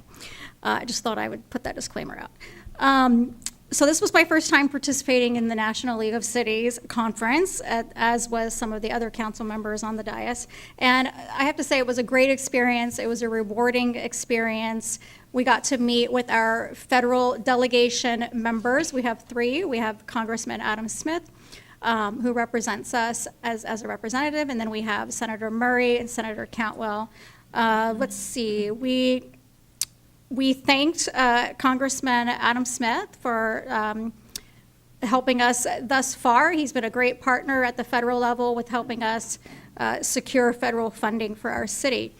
And then we were able to hear an update from Senator Murray and Senator Cantwell on one of the days, and then the next day we went back and we were able to lobby for what our city needs with their staff. And overall, I felt like it was a very positive response. I felt like it was a very optimistic response, and the trip was, I would say, a success. And we'll be able to begin improving our downtown core infrastructure, which we heard about, the City Center Access Project, hopefully in the very near future.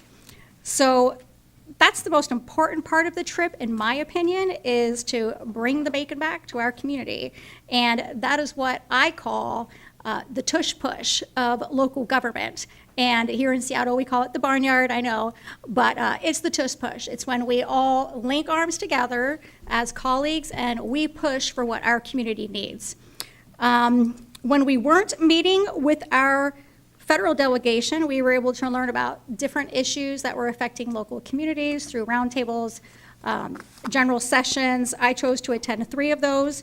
The 3 that I attended was one on economic development, and that was about what federal tools and resources cities are tapping into and how that's helping supercharge their local economies. The second one was the roundtable on immigration, and with that one, really it was about understanding how Federalism, the Supremacy Clause, and the 10th Amendment all intersect, and what that means for local governments. And then the third one that I attended was probably my favorite one, and it was titled Bridging Community Divides and Strengthening Civic Trust. And so a consistent theme at this year's conference was the importance of restoring civility in local government. And many of the speakers noted that the local politics is increasingly mirroring the partisan federal politics.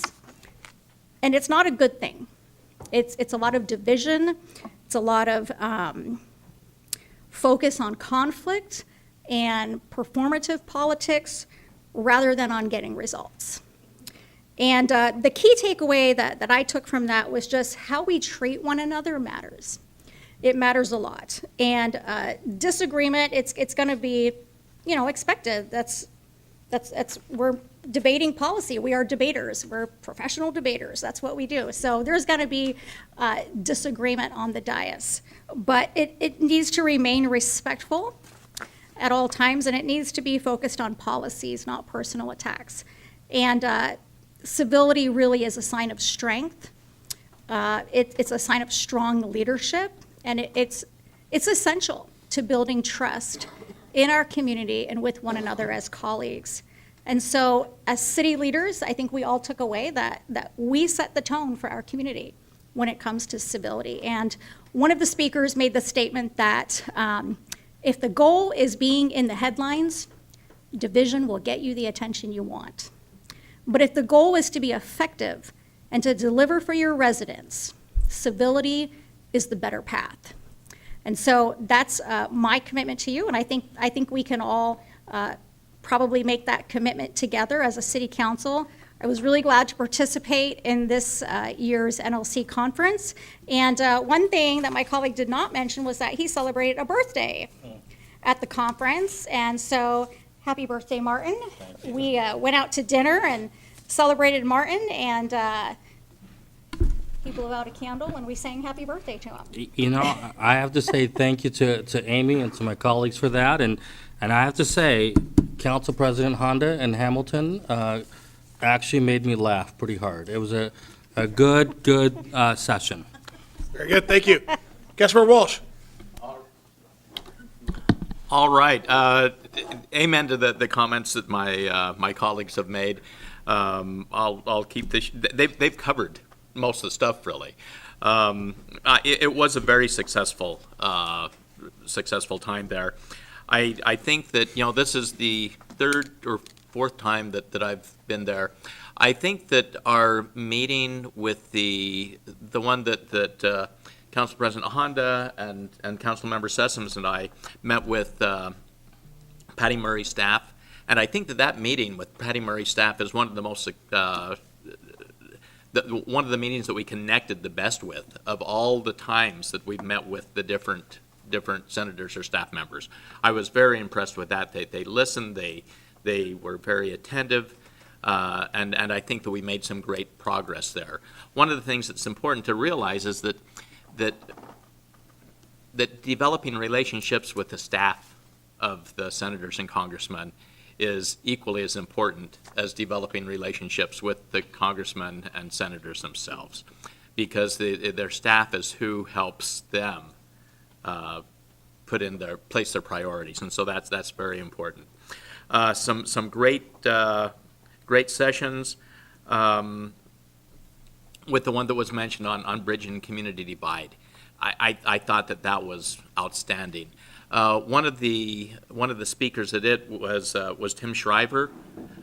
He is probably best known as he's the chair of the Special Olympics International. His mother was he's a nephew of President Kennedy, and his mother was the one of the founders of Special Olympics. But he was one of the creators of what has been mentioned, the Dignity Index. And the Dignity Index, there's 8 steps to it. And he talked about how it's important to be using on step 5 or higher on the different things. And the top step goes with each one of us is born with inherent worth, so we treat everyone with dignity no matter what. I think that is the ultimate goal.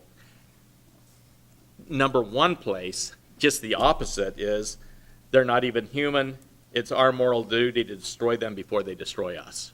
You know, a little bit of a difference here. And so we need to take that higher plane. Step 5, that we need to be at this step or higher, is the other side has the right to be here and the right to be heard. They belong here too. And I think that should be the minimum of what we go with. I think that most people here have heard me say repeatedly that it is that you can disagree without being disagreeable. And disagreement is part of the American way. It's if we all agreed on everything, life would be kind of boring also. But we can disagree without being disagreeable. And really, truly, the things that unite us are much greater than the things that divide us. All of us want what's best for Federal Way. We may have a different idea of how to achieve that, but we all want the best. I think that spending time together as a council was great. I enjoyed the long walks after sessions with Council Member Moore. I think that his feet may be still recovering, but anyway, it was very, very good. And afterwards, I spoke briefly with Tim Shriver, and I mentioned a book that I had read a while back called Love Your Enemy by Arthur Brooks, and he said that much of what he came up with the Dignity Index came from that book.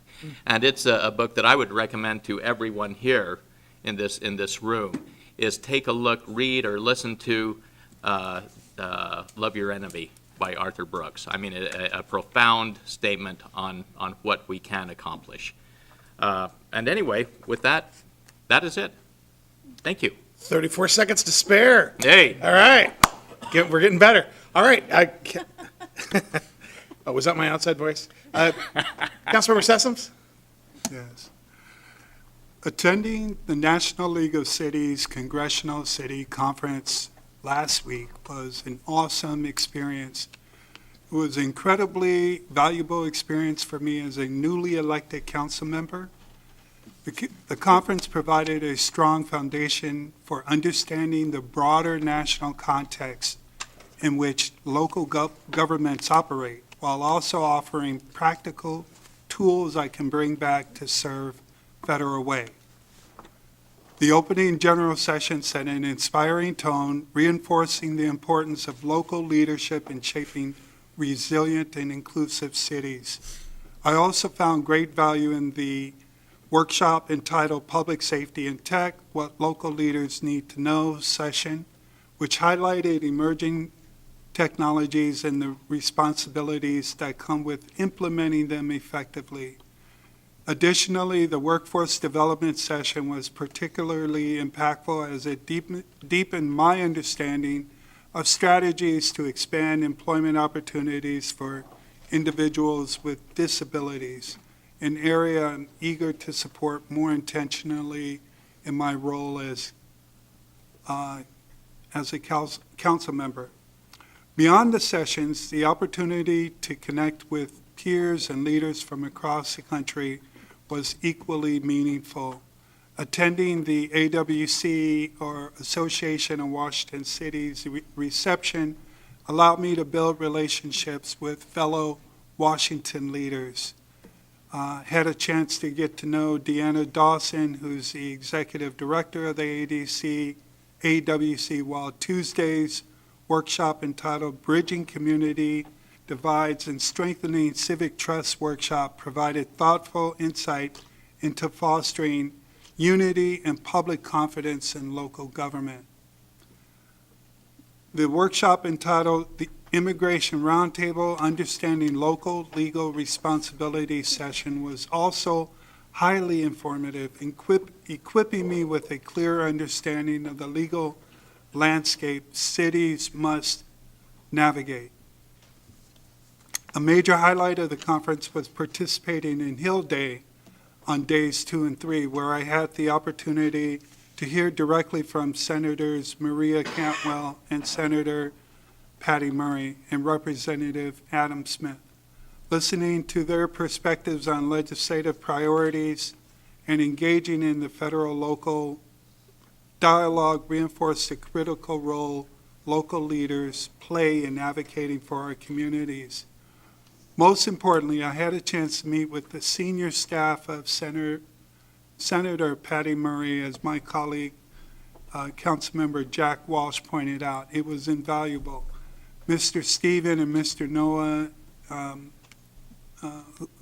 meeting with them to advocate for $7 million in funding to complete 2 projects here in Federal Way.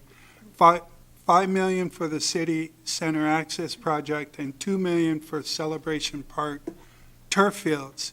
We did receive very positive feedback from our lobbyist, Mr. Luke, to highlight what Councilmember Walsh said. Overall, this experience strengthened my confidence, expanded my knowledge, and reaffirmed my commitment to effective and informed public service.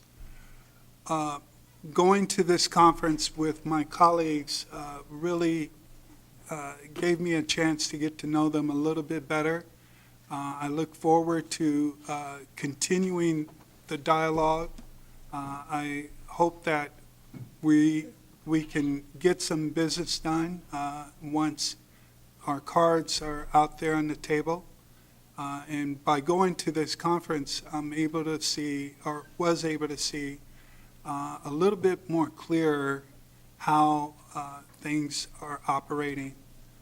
So I appreciate the resources that we were able to tap into to enable us to go.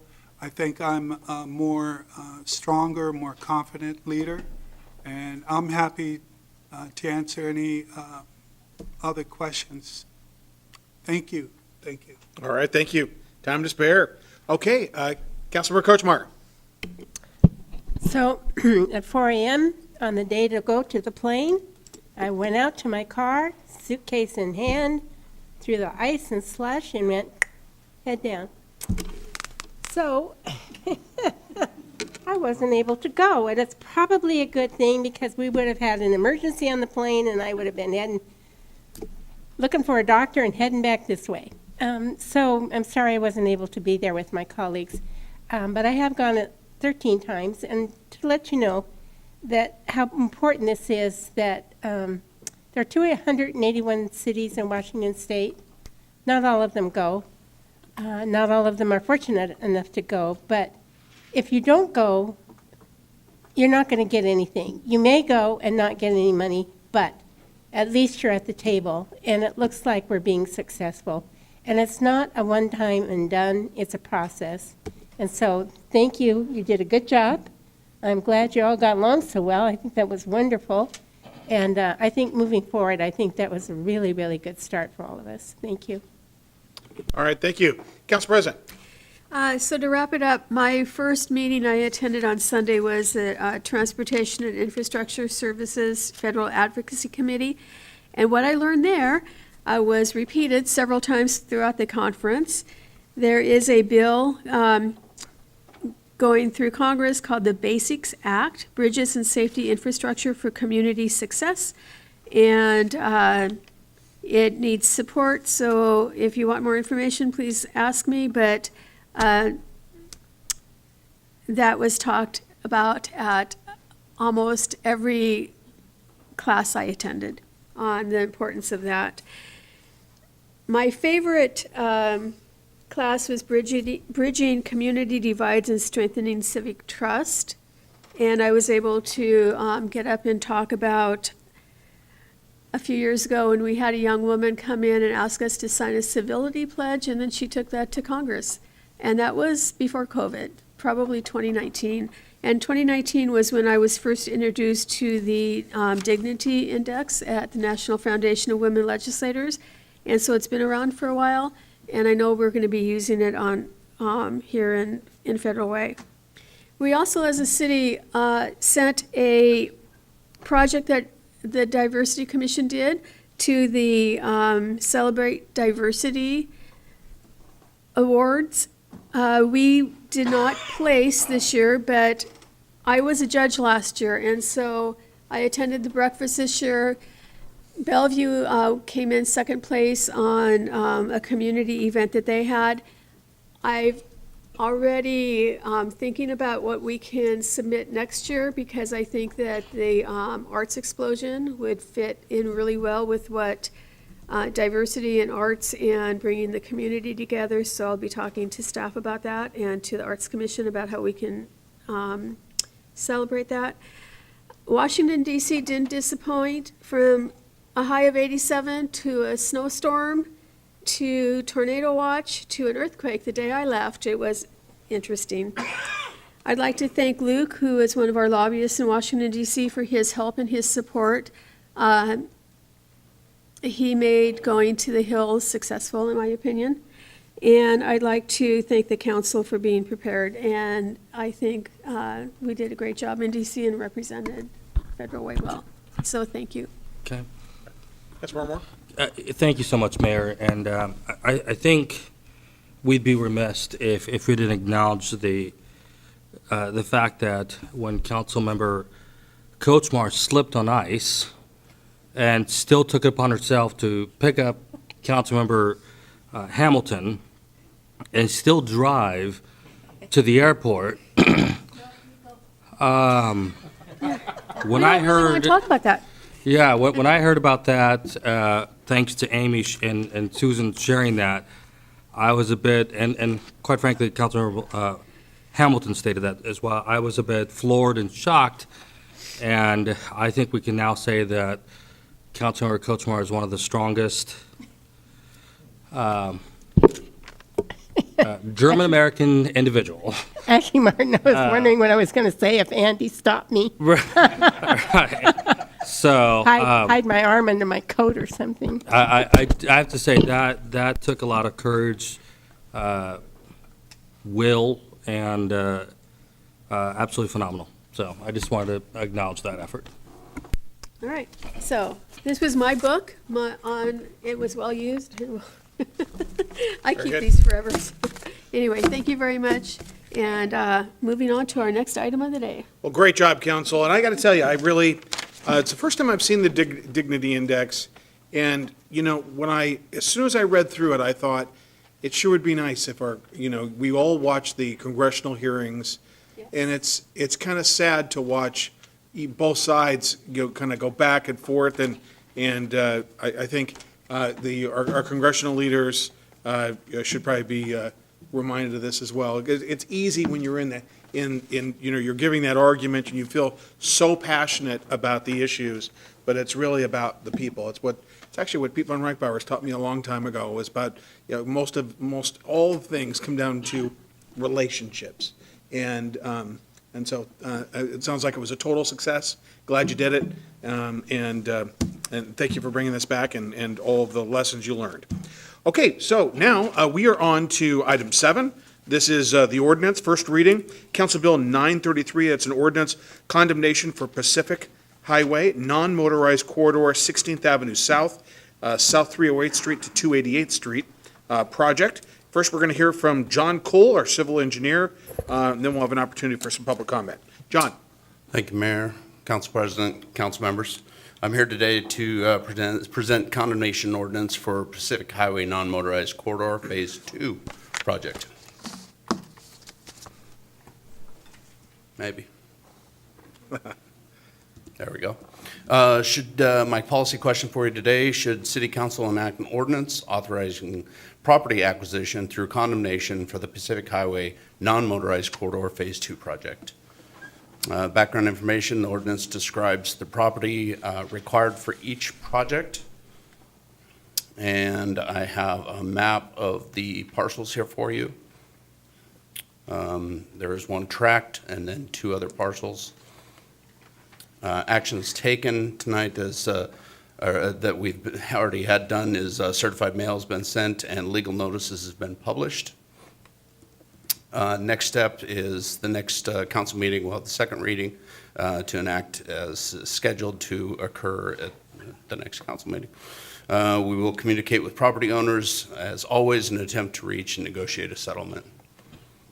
And as always, I'm always available for questions. John, for those folks, at home and in the audience, can you just briefly describe why we're doing what we're doing, where we're talking? I mean, it's obvious around the 288th area, but why are we doing what we're doing? Right. This is a non-motorized corridor, a trail. In parts of it amounts to a wider sidewalk, 12-foot sidewalk. Through the majority of this area, it's kind of where I grew up, we called it a pole line or service road that runs through there. It will get bicycle, foot traffic, safer routes to schools, off of Pack Highway and onto a non-motorized corridor. There's just a couple of parcels here that are left. Actually, the majority of them are temporary construction easements. They're not even property takes. They're just a use of. Right. And there's some historical context. Some of this goes back to the 1800s. 1800s original someone plat. who's no longer with us, could you just briefly explain some of that? Right. Original plot, 1800s, 1900s, named, was supposed to name King County as successor for right-of-way through here. So we call it a non-awarded right-of-way through that area. And because it was not named to the county and left in the names of the family, then we have generations and generations of people that are impossible to track down, to locate. So through our law department has facilitated trying to get the proper ways of notifying the public of what we intend to do here. So we're just cleaning up the books here. We really are, yeah. All right. Council, any questions on that for John? Thank you, John. Stay close. Is there any public comment on this? Okay. Thank you, John. Would the city clerk please read the ordinance title? Council Bill 933, ordinance condemnation for Pacific Highway non-motorized corridor, 16th Avenue South, South 308th Street to South 288th Street project. An ordinance of the City of Federal Way, Washington, providing for the acquisition of certain property for the purpose of constructing right-of-way improvements in the vicinity of SR 99 at 16th Avenue South, from South 308th Street to South 288th Street, known as the Pacific Highway Non-Motorized Corridor, 16th Avenue South, South 308th Street to South 288th Street project, describing the public use and necessity of such property, directing staff to exhaust reasonable negotiation efforts to purchase such property, providing for the condemnation of the property, and directing the city attorney to initiate all necessary actions and proceedings in the manner provided by law for said condemnation if attempts to purchase are not successful. All right. Thank you. Councilmember Walsh, do you have a motion? I move to forward the proposed ordinance to the April 7, 2026 council meeting for second reading and enactment. Second. There's been a motion and a second. Is there any discussion? All those in favor? Aye. Aye. Opposed? Matter passed unanimously. Thank you very much, John. Thank you. All right. Now we are on to item B, first reading, Council Bill 934, ordinance authorization to enact a 0.1%, one-tenth of 1% local sales tax and use tax for public safety and criminal justice purposes. First, we'll have a presentation from Brian Davis, the city administrator. Brian. Hello again, Mayor and Council. The policy question before you tonight is, should the City Council enact an ordinance authorizing a 1/10 of 1% local sales and use tax for public safety and criminal justice purposes? This was authorized through the legislature through House Bill 2015. This was presented to the Parks Committee, and we had some good discussions at that committee level in preparation for this meeting tonight. Some of the questions were related to some of the things that I'll talk about tonight. This graph is an indication of our current public safety expenses in relation to our current sales tax. And as you can see from the graph, the darker shaded bar chart on the bottom represents the sales tax over the last few years, the last one being in 2025, so last year when the books were closed, and then everything that is unshaded moving forward is what is projected. And as you can see from the line above, which is the public safety expenses, they were expected to see those increase over years, and the sales tax to increase slightly, but not to keep pace with the expenses that we expect from public safety tax. As was indicated earlier, the property tax is something that increases. It's a fixed amount. It's not something that keeps pace with expenses. And then we have other funding sources as well that help out with this. But the sales tax is the most variable that we can gain insight into comparing expenses versus revenue. And again, as you can see, the line the rate of increase of the line will exceed the rate of increase of the bar charts below. This is a forecast, and it could be different, but based on what we've seen through the salaries, sorry, let me go back here. Okay, I'm going to go to this one first, then I'll go back to the other bar chart. But as I mentioned before, the cap property tax is something that doesn't allow us to rely on heavily for increased expenses. Then that's why we're shifting to an increased reliance on sales tax. And as a result, the sales tax trajectory, currently we're in a cycle, and right now we're in a cyclical pause on seeing that sales tax increase. There's a number of other factors as far as expenses goes. Two examples are when we used ARPA to purchase vehicles, the replacement, we're trying to replenish the funds that replace those vehicles over time, in addition to the ones that we did not purchase, but the ones that we will, or that we have purchased, we'll need to replace those in the coming years. And so there is an increased cost to that, as well as salaries and benefits. We see as on a trajectory to exceed inflation. So with that in mind, again, as you can see from this, the line is what we see as being that increase. Now, what we're talking about tonight is a percentage of the sales tax. We're talking about 0.1%. So as you see the bar charts increase slightly, we're talking about a rate of taxing on those on the taxable goods and services in the city.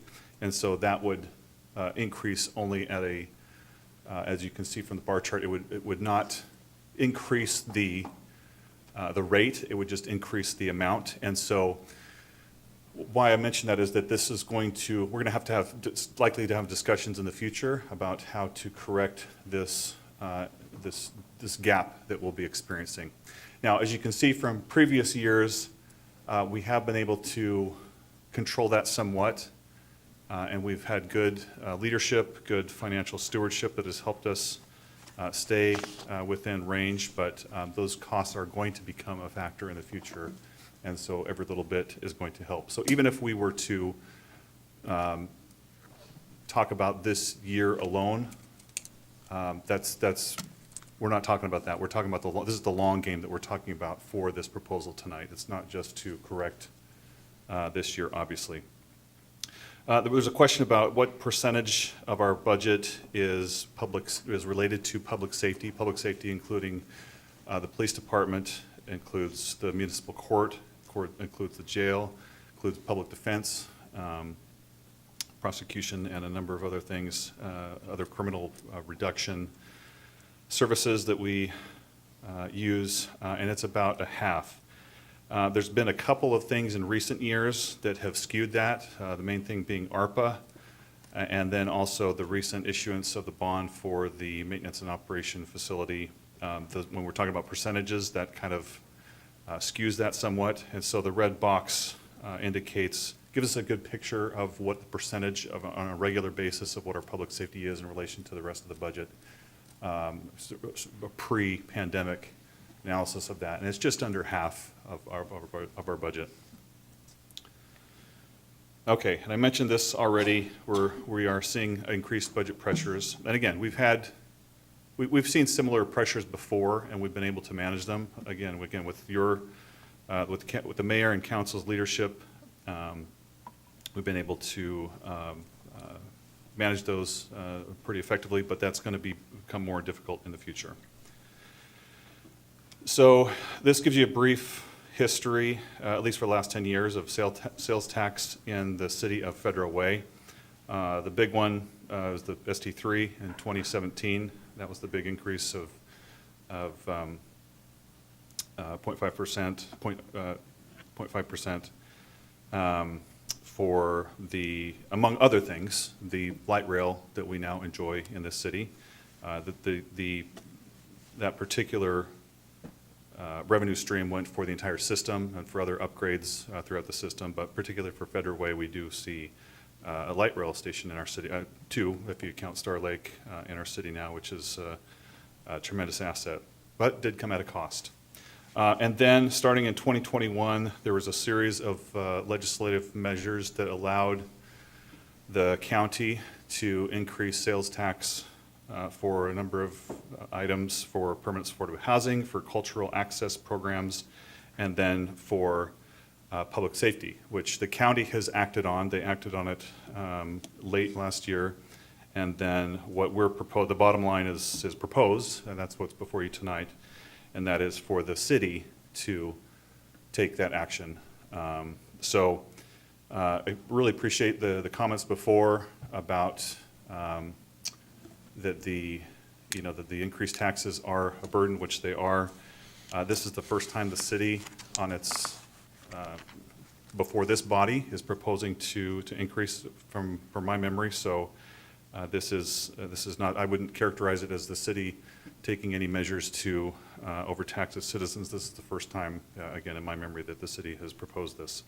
What we see from other cities in the region, these are comparable cities within King County, and these are the ones that have taken action on this so far. When we met at the Parks Committee, there was a lot of things in flux.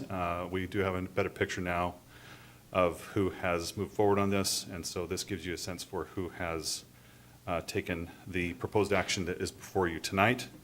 Couple comments on this graph. Des Moines is not over 50,000. We're deleting cities that were under 50,000. That was one that we neglected, so I apologize for that. However, it does give you an indication that there are several other cities, which I did not include on here, who have taken action on this, but just they're not comparable with Federal Way, but there have been several that have done that.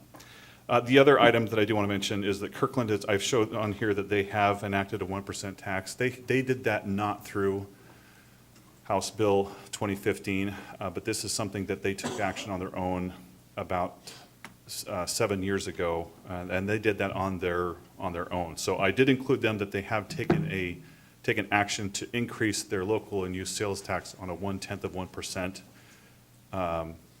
just not under the House bill that is allowing us to do it at this time. But this gives you a flavor for what has transpired thus far in the region on jurisdictions taking action on this legislation. Question of how much will I have to pay?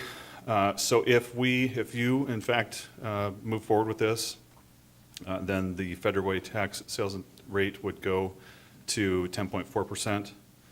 So for every $100 that you spend in the city, then you would pay 10 cents as a result of the tax. And that's similar to what you would spend in any of the other cities that have increased their sales tax since taking that action to increase it. So the options before you are to adopt the ordinance or to not adopt it, and the mayor's recommendation is to adopt it.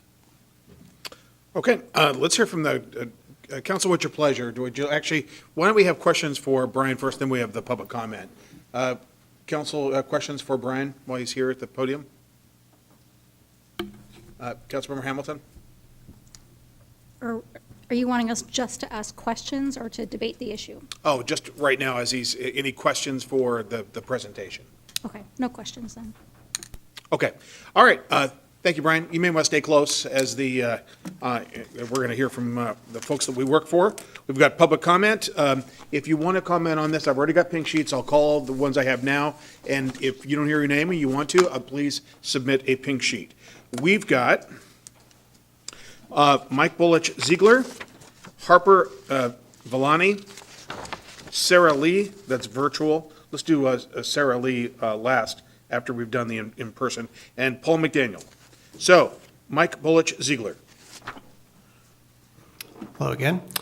I'm here to speak at best skeptically of this tax, especially the rushed feeling of this process. I listened to the council committee discussion, and I'm unconvinced that the city needs to act right now. During that committee discussion, I heard that this tax is a requirement to receive grant funding, but it sounds like King County has already passed their tax, and so it doesn't seem like that's actually required of us for the grant that's unrelated to this tax, like the separate process for public safety.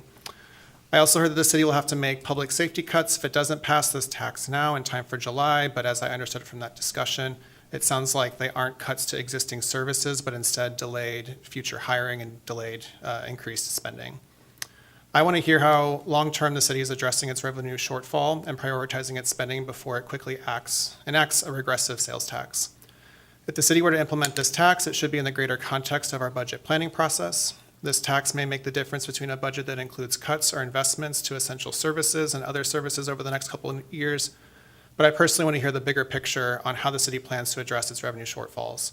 How is it making decisions on what to cut or invest in, and how is it working to increase non-regressive revenue?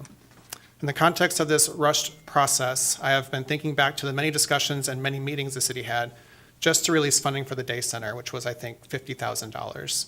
How much time did the city and public spend to ensure their concerns were addressed compared to this, which is 1 council committee meeting and 2 council meetings the city will hold in order to pass this tax. It was expected to bring in $3 million from residents and those who shop in Federal Way.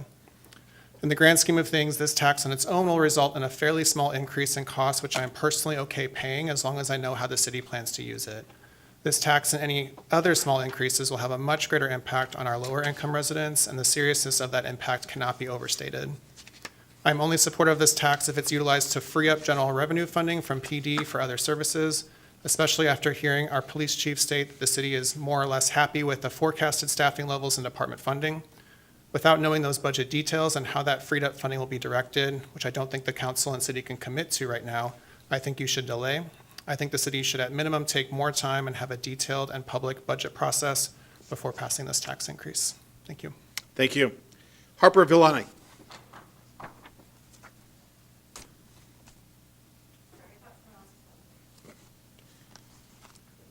Sorry if I stepped on the applause there, so didn't mean to. Okay. Hi, so I am not Harper, but Harper had to leave, so I have what they were going to say. So I'm just going to be their voice here today. Can you tell us who you are? Oh, I'm Rachel Jones. Great. Hi, Rachel. I live in Federal Way. Very good. Okay. Actually, can you hold on for a second? Yes. Can you restart our clock, please? Oh. All right. Okay, so this is what they were going to say. I don't believe this tax is fair or necessary for the reasons a previous commenter mentioned, but in the event that it does get passed, the funds it generates should only go to meet the current budget of the PD. This tax should not increase their budget. Instead, the extra money from this tax should be used to fund other city services that make Federal Way truly safer, not just in terms of crime, but in terms of emotional well-being, safer in the knowledge that your community has your back. Instead, I would ask at least $100K from this tax should be added to the Neighborhood Traffic Safety Fund to double the funding to $200K total. This funds traffic calming projects on neighborhood streets. After this, any excess funds should go to funding mental health programs and social services that provide financial stability to residents. More funding for the police is not the only thing we need to invest in to make Federal Way safer. We need to spread the money around in order to create well-funded services with specific goals and agendas. It should not funnel into the PD, which it seems will never have enough funding. So if this bill is passed, we should put the money towards programs in which we would see visible and real change in our communities. Thank you. Thank you very much. Paul McDaniel. Thank you. Like the previous speakers, my recommendation is to table it until you guys have more information. Just seeing the results of that presentation gave more insight. It's $20 million difference per year. This is a $3 million tax. That's a big jump still to make up on. So I don't know how you guys plan on doing that in the near future. I will actually put a little blame on Olympia. If you looked at that chart, you'll see a big dip in cost. That's when the defund the police movement started. And because of that, it has blown up our cost of police exponential. I mean, that number is radical in what it costs. People talk about how we don't have as many police per 1,000 of citizens, but you look at how much we pay compared to it. We have had to increase the bonuses continually in order to bring police to even get onto the force. It has thrown off the whole economy in that area. One of our biggest issues is we provide vehicles for every police officer. You guys need to look in your contracts and make that after they've been here for 3 years.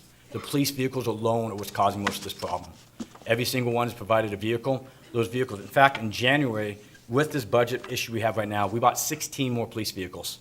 16. That's a lot of vehicles when we're having a tight budget. What's more important, vehicles or personnel? And then one of my other comments I'll make on this one, and it's not not one that most people like or agree with, is when you're running for office, police and safety might be number one. When you're actually in office, it's infrastructure. I cannot build roads. I cannot put that stuff into play.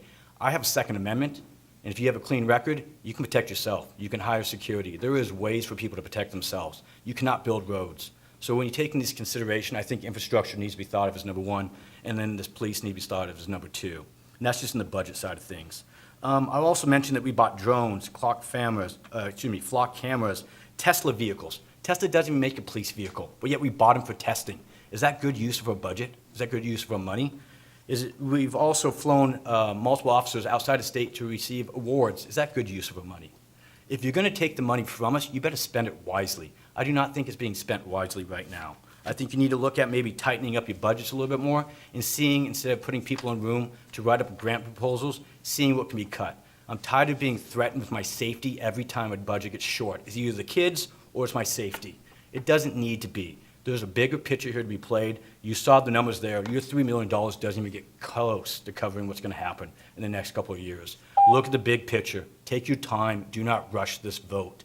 Know what's going on before you make the vote. Thank you. Thanks, Paul. Doug Stensby. And then we're going to have Sarah Lee on the phone.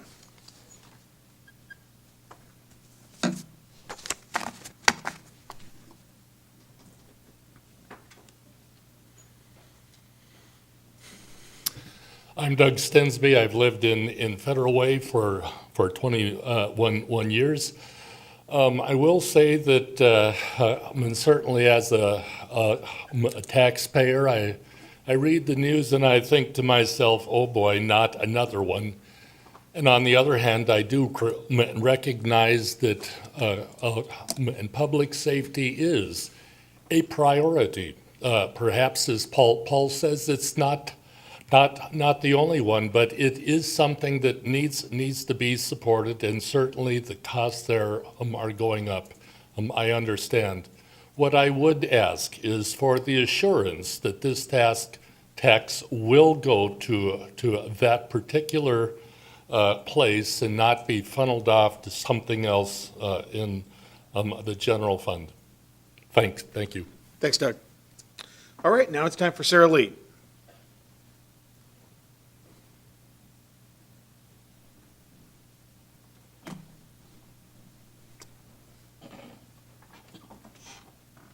Hi, Sarah, can you hear us? Hello? Yep, hello. Okay. Sarah, the floor is yours for 3 minutes. My name is Sarah Lee, and I'm a homeowner in Federal Way. We are in a time of economic uncertainty due to inflation, tariffs, the war in Iran. We're also in a time of uncertainty regarding how Federal Way plans to protect its residents should ICE show up and illegally detain them regardless of their criminal or immigration status. As such, I'm not supportive of a tax to increase funding for the police department. Supposed safety funding is already going to things like flock cameras, which endanger our immigrant population now that ICE has access to them, regardless of the police department's stance on that. A new camera just went up in an immigrant-heavy neighborhood yesterday. Mass surveillance does not make us safer, as history has proven time and time again. There are better ways to raise funds that don't impact the most vulnerable residents in Federal Way, such as those Mr. Orth suggested. However, if this council votes for this increase and Federal Way receives the King County grant already applied for, Federal Way will be able to maintain its current police department budget and staffing levels. So I'd like guarantees that the city will use this tax revenue to fund other services that help make Federal Way safer, like the Neighborhood Traffic Safety Fund, mental health programs, library funding, or public school funding, or any other social service that provides more economic, health, or educational stability to residents. All things that prevent crime more so than making our city into a surveillance state. Building a strong community that takes care of all our residents will always be a better investment than that. Thank you. Thank you very much. All right, would the city clerk, no, that's the last public comment sheet that I have. Would the city clerk please read the ordinance title?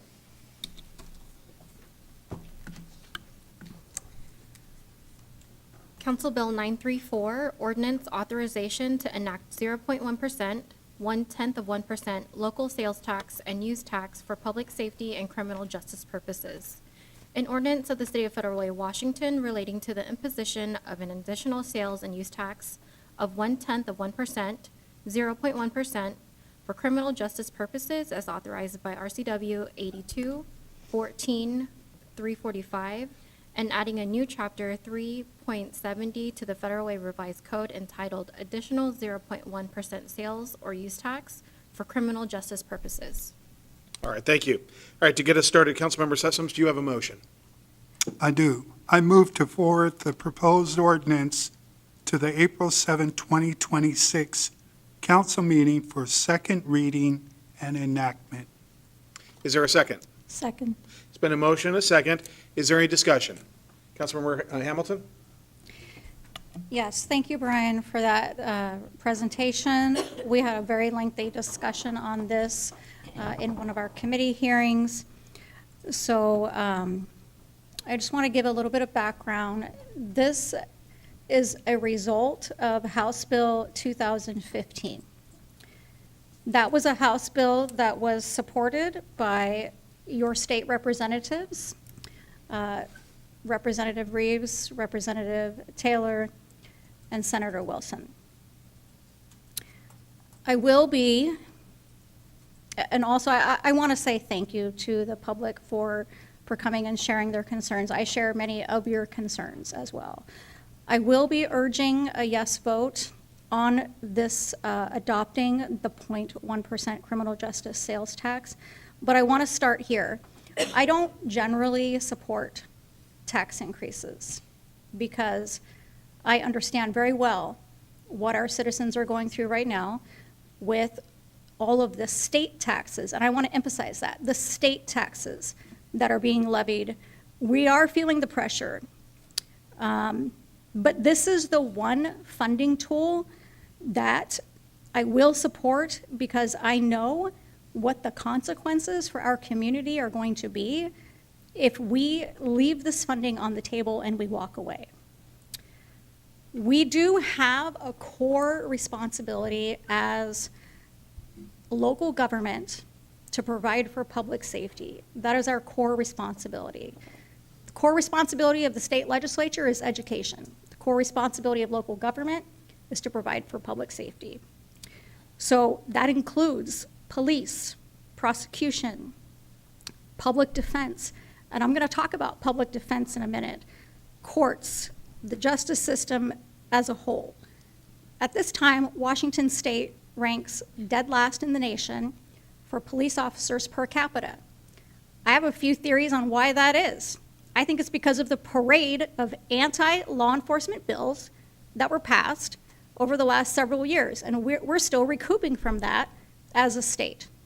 So this bill was one of the bills that was put forth to try to solve that issue for our state. Now, in regards to public defense, the Washington State Supreme Court levied a policy decision to reduce public defender caseload standards, drastically reduced public defense caseload standards. What that means is that we're going to have a huge expense on our hands here real soon. We're going to have a crisis with not having enough public defenders. We have requested as a city for the state legislature to provide for public defense. Public defenders defend constitutional rights.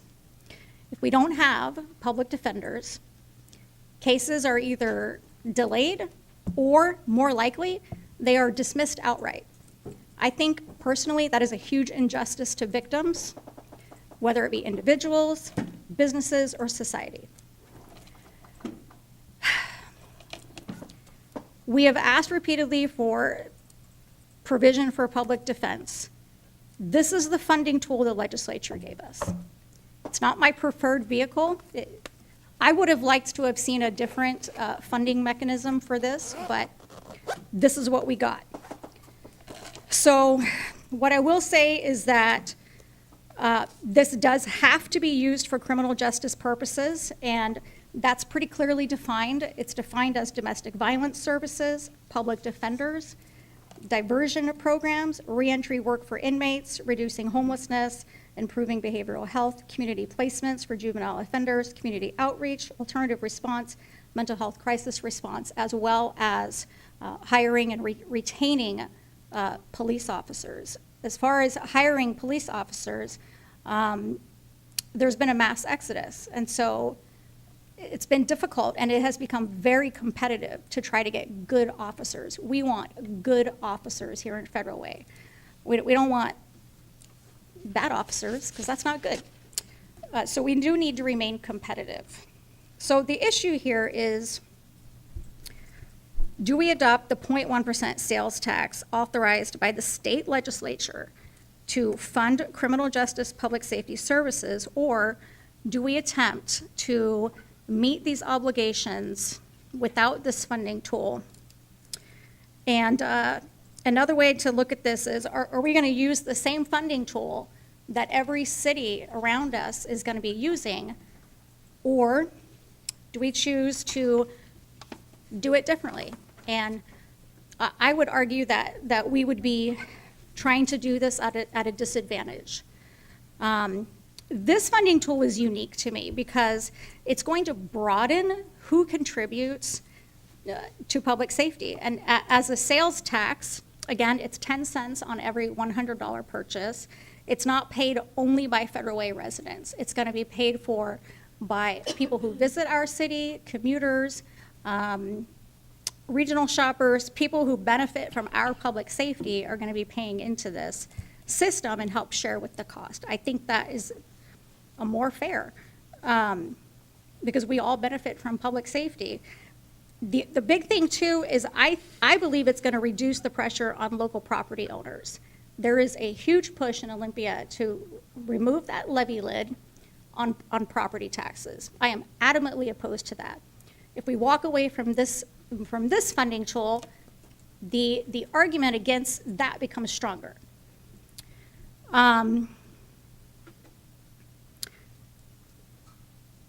So I know I hear that we need to be wise with our budget. We need to be frugal with our budget. I think Federal Way has been pretty good about that. But I also think that we need to be open and transparent about the cuts that we're going to make in services if we do choose to do our own thing and to walk away from this funding tool. What city program and services are we going to cut? I think we owe it to the public to lay that out. What are we going to cut specifically when we walk away from this, if that's what we choose to do? So again, I completely understand the concerns. I don't like taxes either. I definitely don't like what's going on in Olympia. Again, if you're feeling a lot of pressure like I am with state taxes, please reach out to your state legislatures. There's ways to let them know how you feel. But I know that if we walk away from this and vote no, Federal Way is going to be without the resources that every other city around us is going to have, and that's going to put us in a real bind. So, again, I am urging a yes vote on this. Thank you. Thank you. Councilmember Sefa Dawson. Yeah, thank you so much for your, for what you said, Councilmember Hamilton. Mine's kind of a question also. So King County did pass the 0.1% also for the same thing, right? And then King County is also is considering to do a 0.1% tax if it passes for the transportation that we talked about earlier. And so if King County already passed it for the same reason, then it's almost, and I don't know if Federal Way would even benefit from what King County is doing, but it just seems like we're paying double taxation, I think, on the same purpose, or maybe you can explain that to me or how that works. Yes, so they, my understanding is they benefit from the taxes of the entire county jurisdiction, not just the unincorporated areas where the county law enforcement area administers the services. So it doesn't come back to us in any way, right? So there's two taxes that currently in play with the county. They passed one in the 90s that we do share from. The one that they most recently passed is for, again, that's for the entire jurisdiction that they then collect for the sheriff. Well, I shouldn't just limit it to the sheriff. How they administer it, I don't know, but it's for county law enforcement crime reduction purposes. So, yeah, so it doesn't come back to Federal Way, or it doesn't pass through back to us? Not that we've seen. Okay. And so, it's just, yeah, I know, it's like 10 cents, I mean, not 0.10, but 10 cents on every 100, but that's what we keep hearing. And so it just becomes problematic. But at the same time, I do hear what you're saying, because this is an opportunity, and all the other cities are also implementing the same tax. Yeah, it's, so next, we can still have this conversation at the second hearing, right? That's right. Yeah, okay, thank you, Great, thank you. yeah. Council, any other questions? Any other comments? Councilmember Walsh? Yeah, I fully support public safety. I do think it's the number one priority of the local government. And the things that Councilmember Hamilton said, they are very, very valid concerns, very valid concerns. With that being said, if you take a look back at the graph that was shown before of the tax increases, in 2020 the sales tax was 10%. With this, in all likelihood, the King County is going to pass another 0.1% tax for roads, which would bring it to 10.4. So this would bring it to 10.5. So actually 0.5%. And thinking that in 5 years, well, 6 years, I guess, it's gone from 10% to 10.5%. And I'm concerned about that creep. With that, I think that the time that I spent on the city council, this is the vote that I'm the most conflicted with. Absolutely, public safety is the number one priority, but I am very concerned about taxes as well. You think that just those few cents on a $100 thing isn't much, but it accumulates. And so, like I say, I am conflicted with it. If this does not pass, I will fully support the police. It would mean cuts to other areas, but I don't think we should be cutting public safety at all. And so if we need to, as dear as some of the other programs are to me, they would need to be cut rather than public safety. And so those are my thoughts. All right, thank you. Councilmember Kochmar? Well, I think that we need to stay competitive with other police agencies. We need to, all of our surrounding agencies are all pulling from the same ever-shrinking pool of folks that are willing to put their lives on the line and in our ever-changing world. And I really think that it's a small amount that if we don't do it, I think we're going to be behind where we need to be. And so this is simply a vote to move it forward from this meeting to our next regular meeting. But I am concerned about being competitive.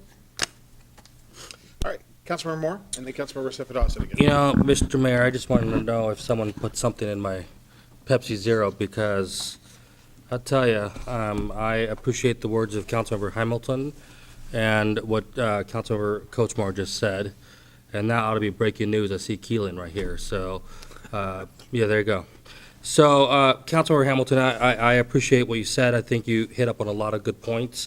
I think the real debate is how, if this gets passed, and the funds start coming in, how are we going to utilize it?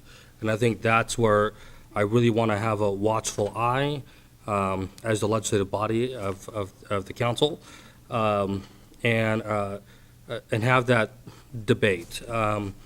And I think I'll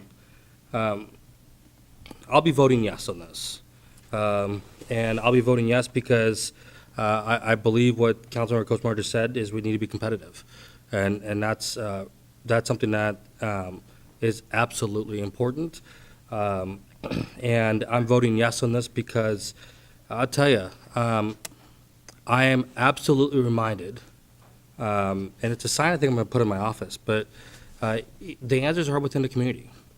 And I find myself saying that quite frequently. The answers are within the community.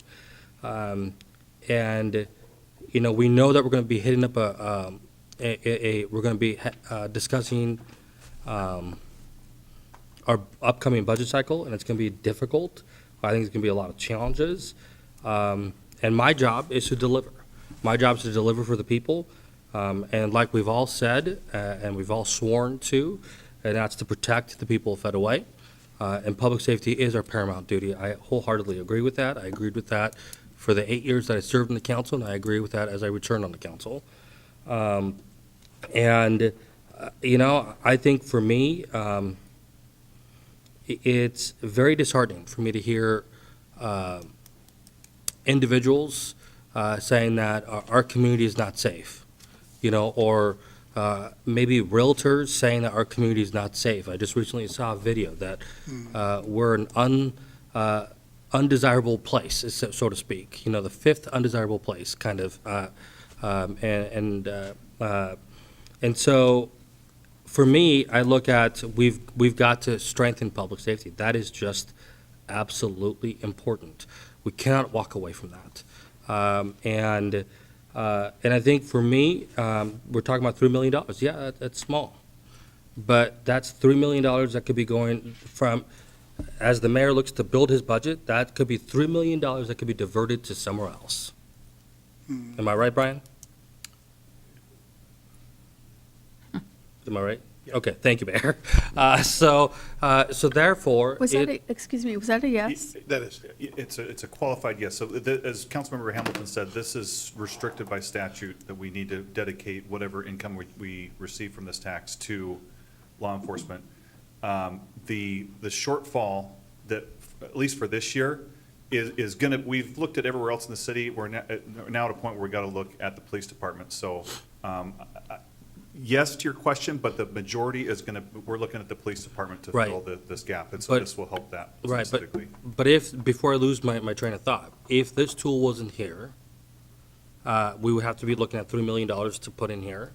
And because this tool is here and the potential that we could use it, that could mean that $3 million could go somewhere else from the general fund as we build it, is what I'm trying to say. Yeah, I wouldn't say all of it, but yes. Okay, so that's my point. And so for me, I know that I'll be looking at how do we fund mental health, because that's a serious problem. How do we fund youth organizations, like Progress Pushers, like other organizations, maybe even Young Life, that help create, that keep our kids on the right track, and keep them busy. And I think that's really, really important, because as I meet amazing organizations that do a lot of incredible work, I know that I'm thinking to myself, how do we fund them? How do we support them? And this could be a tool for that. And so that's why I'll be, it's the biggest reason why I'll be voting yes for this. And And I think, so I'll leave it at that. I'm sure I'll have more to say, but I wanted to at least provide that as part of the conversation. Thank you. Okay, Councilmember Sessoms, then Councilmember Acefa Dawson, Councilmember Hamilton, and then the Council President. Councilmember Sessoms? I am leaning very much towards voting yes for this. Councilmember Hamilton, you raised many salient points, among of which that this money can be used in a variety of ways: mental health programs, diversion programs. Public safety is a very broad term, and the members of the community deserve to feel safe and secure in their persons. So with that said, public safety, or the money for public safety, this money will enforce the police department, enabling the chief to be able to identify qualified people to hire and support their salaries.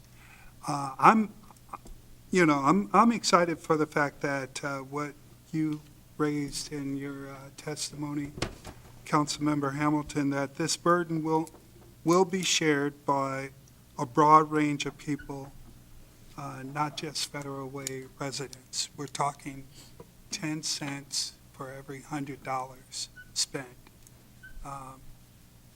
That's not a lot of money. And I know that's a lot to say during these trying times, but honestly, 10 cent is a dime. It's not a lot of money. We can definitely and should go after this money while it's on the table and not let it get away, especially going into a tough budget cycle like I've been hearing. I would hate to leave this money on the table and then cut services that we're going to need, that we know we need, and because we don't have the funds. So I appreciate you bringing all of those things up. I'm leaning heavily towards voting for it. I just feel that because of the flexibility that we'll have in spreading this money around, not just towards the police department, but other services, I'm likely to vote for it unless something emerges that I don't know yet. All right, thank you. Councilmember Acefa Dawson. Yeah, what I was going to put off for next week to better understand is what I'm going to talk about now. But my question is, and looking at the ordinance, I didn't see, and correct me if I'm wrong, none of the things that you brought up around mental health professionals corresponding. And I remember a council member, when you were a council member, Paul McDaniel, this is something that he really brought up and pushed for to see how we could do that, and that did not, that didn't happen. And then we talked about DV programs, youth, all these things, and homelessness, and I did not see that in the ordinance. What I saw, if I remember, is around training and other things that are just within the police department, and so all this other things that are being brought up, I did not read. So I want to make sure that if that's what we're doing, or if that's how the money could be spent, I really want to see that happen in order to enhance public safety and not just be spent on police departments. So if it wasn't there and I missed it, please correct it. Councilmember Hamilton brought this up. The statute defines what we can spend it on, and it includes many of the things that you all have discussed this evening. But it's not in that language then, in the ordinance? I believe it references the statute, if I'm not mistaken, which then includes all of that. Right. So the list that you're referring to is the qualifications that we had to comply with in order to be eligible to get the grant that makes us eligible to pass the tax. So those aren't the things we plan to spend the money on. Those are things we've already done to make us eligible to be able to pass this tax. And we'll continue. And then the statute says that we have to use it for criminal justice purposes. So we didn't write it into the statute, into our ordinance, because maybe the state will change that list at some point, and we'd have to change our ordinance at that point. So we will use it for those purposes that the state has allowed us to use it for. And then if the state changes, then we have to change accordingly, or can we It- continue doing what we? It references the statute, so we'll just change along with them. So we don't have to, if we enumerate it in our own statute and then they change the rules on us, we'd have to change the local rule again. So by not including it explicitly in the ordinance and deferring instead to the state law as it is currently written, when they change the state law, we don't have to change anything. Does that make sense? It's about the definition for criminal justice purposes. So at some point, the legislature may refine what criminal justice purpose means, but it's always going to include police, public defenders, probably mental health issues, or just the whole variety, but, public defense, the whole variety of public defense. It's about generally referring to that definition of criminal justice purposes. So if they change that and we want to continue doing like the mental health corresponding or homelessness, addressing homelessness or youth, all these programs, does it mean that we need to not do them if the state decides not to do them anymore? That's, If the state takes something away, which is highly unlikely, but if they're more likely to expand the definition of criminal justice, but if they narrowed the definition of criminal justice, we would have to use that money in compliance with the state statute. So yes, we would have to find another source of funds to do those things. But that seems unlikely. The more likely scenario is that they would expand the use of these funds. okay, thank you. All right, Councilor Hamilton, and then Council President. Yeah, just to follow up on that real quick, this is connected directly to HB 2015, and that's where you find that language, with the broad use. I do want to bring up just one thing that I do appreciate about the bill, is it does give us local control. In an era where we're getting, less and less local control, this actually does give us the control to choose how we're going to use, it does have to be for criminal justice purposes, but that is broadly defined within, those things that I had listed off. So that's a good thing, is that we do have discretion for how we will use this funding.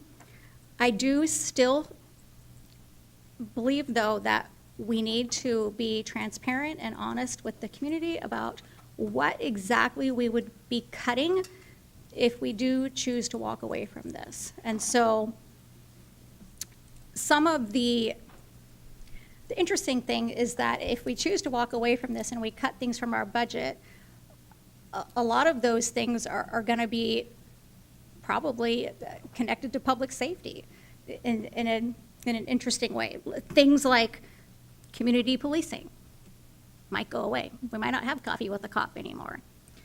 Things like graffiti cleanup, that might be something we have to cut. Shopping cart removal and pickup, we might need to cut that. Programming within our parks department, youth, teen, senior programs, food voucher program. I think we really need to start thinking about what it is exactly we're going to cut very specifically, so that the community knows what we're going to be looking at cutting. Now, I'm not saying that that's exactly what we would cut, but it's just examples. And I don't want to see any of those things go away. And I want us to specifically, think about what we're going to be cutting if we walk away from this, because there will be cuts. That's a given. All right, thank you. Council President Honda. Thank you. Expanding on what Councilmember Hamilton is talking about, the reason that this has come before us now is so that we could start collecting this in July. RCW 82.14.345 authorizes cities and counties to impose the 0.1% tax by ordinance through June 30th of 2028. The Department of Revenue must receive at least 75 days' notice before the tax's effective date, and the tax may take effect only on January 1, April 1, or July 1. So that's why King County wants to pass the transportation benefit tax soon so that they can start collecting in July, and why the city wants to do it now. My concern is, I don't know what we will be cutting from any programs in the city if we don't pass this. So, you know, we have a budget, we're in our last year of our budget, and I would like to know what cuts we would be making in 2026 if we don't pass this. I'd like to know what decreases in programs we might be making if we don't pass this. And I'd like to know what would happen if we don't pass this now, but pass it and have it start on January 1, 2027. When we put the ARPA funding into the public safety budget, gosh, it just seemed like a few months ago, that helped public safety, right? I mean, that funded public safety. Did. So did the money that we put, the ARPA money that we put into the budget for public safety, was that money used for other projects and programs in the city? Or For did the public? part of the portion of ARPA that went to police? Right. I'm sorry, I don't So, understand. so we put the ARPA money into the public safety budget. And that was just a few months ago, correct? When did we do that? Steve? 2025 or 2020? Broom? Sure. Council authorized a long list of projects to be funded by ARPA. Those projects were all shifted to the general fund, and we did charge public safety to the ARPA to fully exhaust that grant. But the ARPA funding allowed us to specify a large list. Now, it did include 28 police cars that we were able to purchase. I think that was the only direct benefit to the police program. So the money from ARPA that we put into the public safety fund purchased the police cars? Yes. And if we didn't put that into the public safety fund, then we would not have been able to purchase those police cars? That's true. There were also retention bonuses for all of city staff. Thank you. The majority of which would be police, because they comprise a good bulk of the enrollment, or the workforce of the city.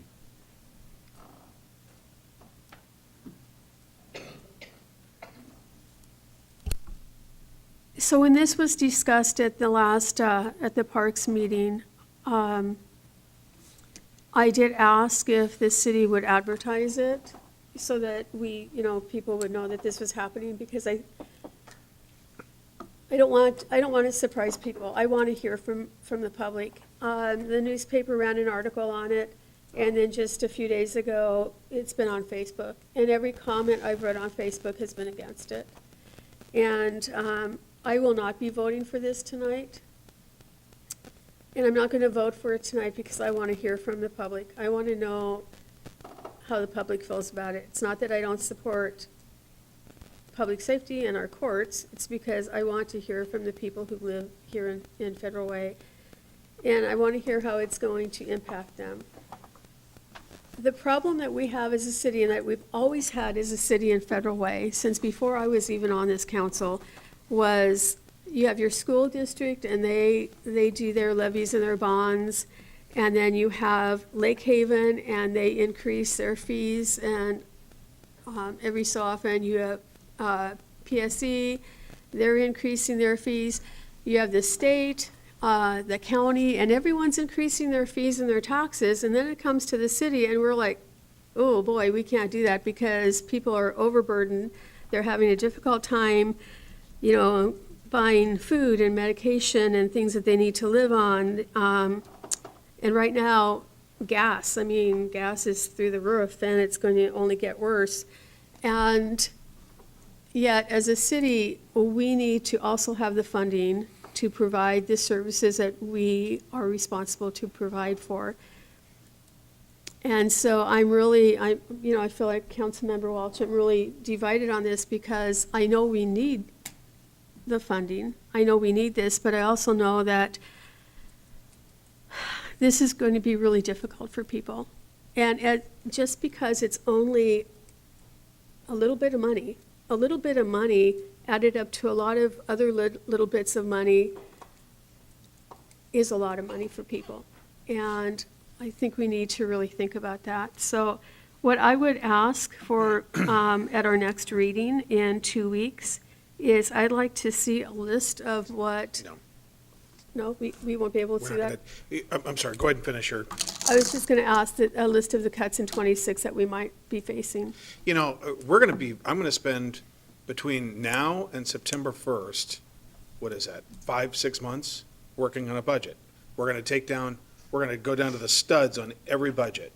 And we can't give you a list in 1 week of that work. I mean, we're going to do that regardless. We're going to go through, and we run a very, very lean operation. Each and every one of our departments, whether it's parks, whether it's HR, whether it's law, every department is, IT, chronically understaffed. So we're going to take a look and go through every department and find everywhere we could save money. But I can't give you that list in a week, and I'm not going to, because what we want to do is hear from, we take a look at all the spreadsheets, and we go through, we're talking, we've got a biennial budget of over $350 to $360 million. So there's a lot we'd have to go through. We can give you some ideas, and one of the things right now, we got a $1.5 million budget, and I have to tell you, right now, we've gone down to the studs in every, but as a metaphor for building a house, we've gone down to every department, and we've squeezed every bit, and we've denied new hires in all these different departments. The last department is the police department. So we're talking about what we want to do is get to where we've got a couple of positions. We'd have to hold off on those positions. We'd have to hold off on, almost all of it would come down to the police department and not hiring those officers that we've told the community we're going to have. And then we're probably going to have to try to find savings, here and there. But we're going to go through every department. This is a budget year. That's what we're going to do. And, right now, 1.5, right, as we looked at it, most of it's going to come from the police department. And about not hiring new people and finding ways in which we can, save money in that department. But we've saved it, like I said, we've gone through every department and we run very lean. Our IT staff, park staff, all of it. We need to add people, not subtract them. So. That's my answer to that. And I don't want to pretend like we can give you a list, and that would not be doing justice to the $360 million for the biennial budget. But it's going to take a long time before I put it together. So, well, I would just like to know how my vote is going to be impacted if I vote against this, and how it will impact the city. That's what I'd like to know. Well, I think if you're talking about $3 million of, just to answer that question, that's a lot of money. And what we're talking about really is making sure that we have a fully funded police department, that we have everything we need to address the safety of our community. And also, it will take the pressure off, really, once again, sort of buckling down. One of the things that happened in this city, and I want everybody to know this, when the Great Recession occurred in 2008, and between 2008 and 2010, this city lost 80 employees. We basically just absolutely went down to the rivets, so to speak. And we are still, and we went 6 years at a city government without a cost of living adjustment for our employees. I want you to think, let me say that again. This city went 6 years without a cost of living adjustment for non-represented employees. That put us at a much disadvantaged position in our community. I would also note that there are other cities like Kent and that have a much more robust, because of the warehouses and the infrastructure of their taxing system, that like the city of Kent gets about twice the receipts that we do in regard to revenue because of the way the structural system is, taxation system is set up. So instead of $300 million in revenue, they have twice that. And so do some other cities. That's why we don't use Kent as a comparable with our salaries. And we have to keep comparable with not only our police officers for retention and recruitment, but every employee who works here. And we want to make sure that we don't fall below that. So while the situation is not dire, it's important, it's serious, and it's going to take all efforts, all oars in the water to get us there. And I want us to have a thoughtful process in regard to the budget. And, you know, the position of this administration is, we don't want to leave $3 million on the table for 10 cents out of $100. So from July to January, this would raise $3 million. No, it'd probably be half that. Half that, Half that, because it's half the year. So it's 1.5 for this year. which coincidentally is what I mentioned what the shortfall is as well. But that. Is what the what? That happens to be what the shortfall is. But I do want to say that that's not just a quick plug. We're going to go down to the rivets on every department. It's what we do, line by line by line by line, and really think about and look for ways. But we've got staffing needs that we may need to add staff at certain areas, like IT. IT is chronically understaffed, and you know that. I know you support that. I agree. You support that. I've always supported adding staff to IT, and I know it's chronically understaffed, and I'm concerned about that. I think this is our first disagreement, but I would say that I would like to have a better understanding, if this doesn't pass, what the impact over the entire city function is. Yeah. And you may not be able to give me a list, but you've got an idea Yeah. of the impact, and that's what I'm looking for. Okay, that you will get. So Brian, that we can commit to. I just want to, one of the things I want to do is, my wife taught me a long time ago, don't agree to things you're not going to do. And so my commitment to you is that we will sit down with Brian and Steve Groom and give you some ideas on where we're going to, like first with regard to the 1.5. The 1.5 is a starting figure, because I think we owe it to, we're a service delivery organization. I think we owe it to our community to figure out where are we at parks in regard to staffing? Where are we at with IT, which is, as we've talked about? And do we need to pick up a couple of positions to make sure that we're providing that service delivery and not burning out our employees? So, yes. So, Brian, let's get. Mayor? Yeah. Did your wife also say never ignore her? Councilmember Kochemar, You can't yes. see me. Yes, she did. I have a water bottle. Okay. I Yeah. was just going to say, maybe we need to turn this whole idea around, because we keep talking about, we've always been a very frugal city. That's been one of our hallmarks. But what we need to do is attract business. And we're not going to attract business if we don't have a safe city. Yeah. I've heard people over and over say, I'm so happy that we don't have graffiti, that we have clean streets, that we now have police officers that are responding. I've heard that repeatedly, and I think that that's really important. If you want to attract real estate, you can't lose planners. You need to have people for building. If you want to expand the city, and if you want to have your businesses that are going to come and bring revenue to the city, they have to feel safe. That's one of the most important things, that and good schools. And so I think that we need to look at this in a broader spectrum of things. And so you can say, well, we're going to lose perhaps a planner. We might lose something or not be able to hire who we need. But for the most part, we need to move forward and make sure that we are competitive with other cities, because you can bet they're going to pass that 0.1% for their cities. And if we don't, we're back being penny wise, pound foolish. So I just wanted to say that. Thanks. Thank you very much. Council President Honda? Thank you. So at the Parks meeting, it was also discussed about the HB 2015 $100 million grant funding for public safety and criminal justice purposes, and that we already qualify for. So according to that, The grant funds will be used for the following purposes: personnel, 10 commissioned officers, training at the Basic Law Enforcement Academy, equipment and deployment readiness, retention and workforce stabilization, and that's a grant of over $5 million if we get the entire amount over 3 years, I believe. One-time $5,000 retention bonuses for 150 commissioned officers and 36 civilian employees. So, I mean, that works into this too. It's not just a simple vote for 0.1% tax, sales tax increase. I mean, there's other things that go into this, and I want,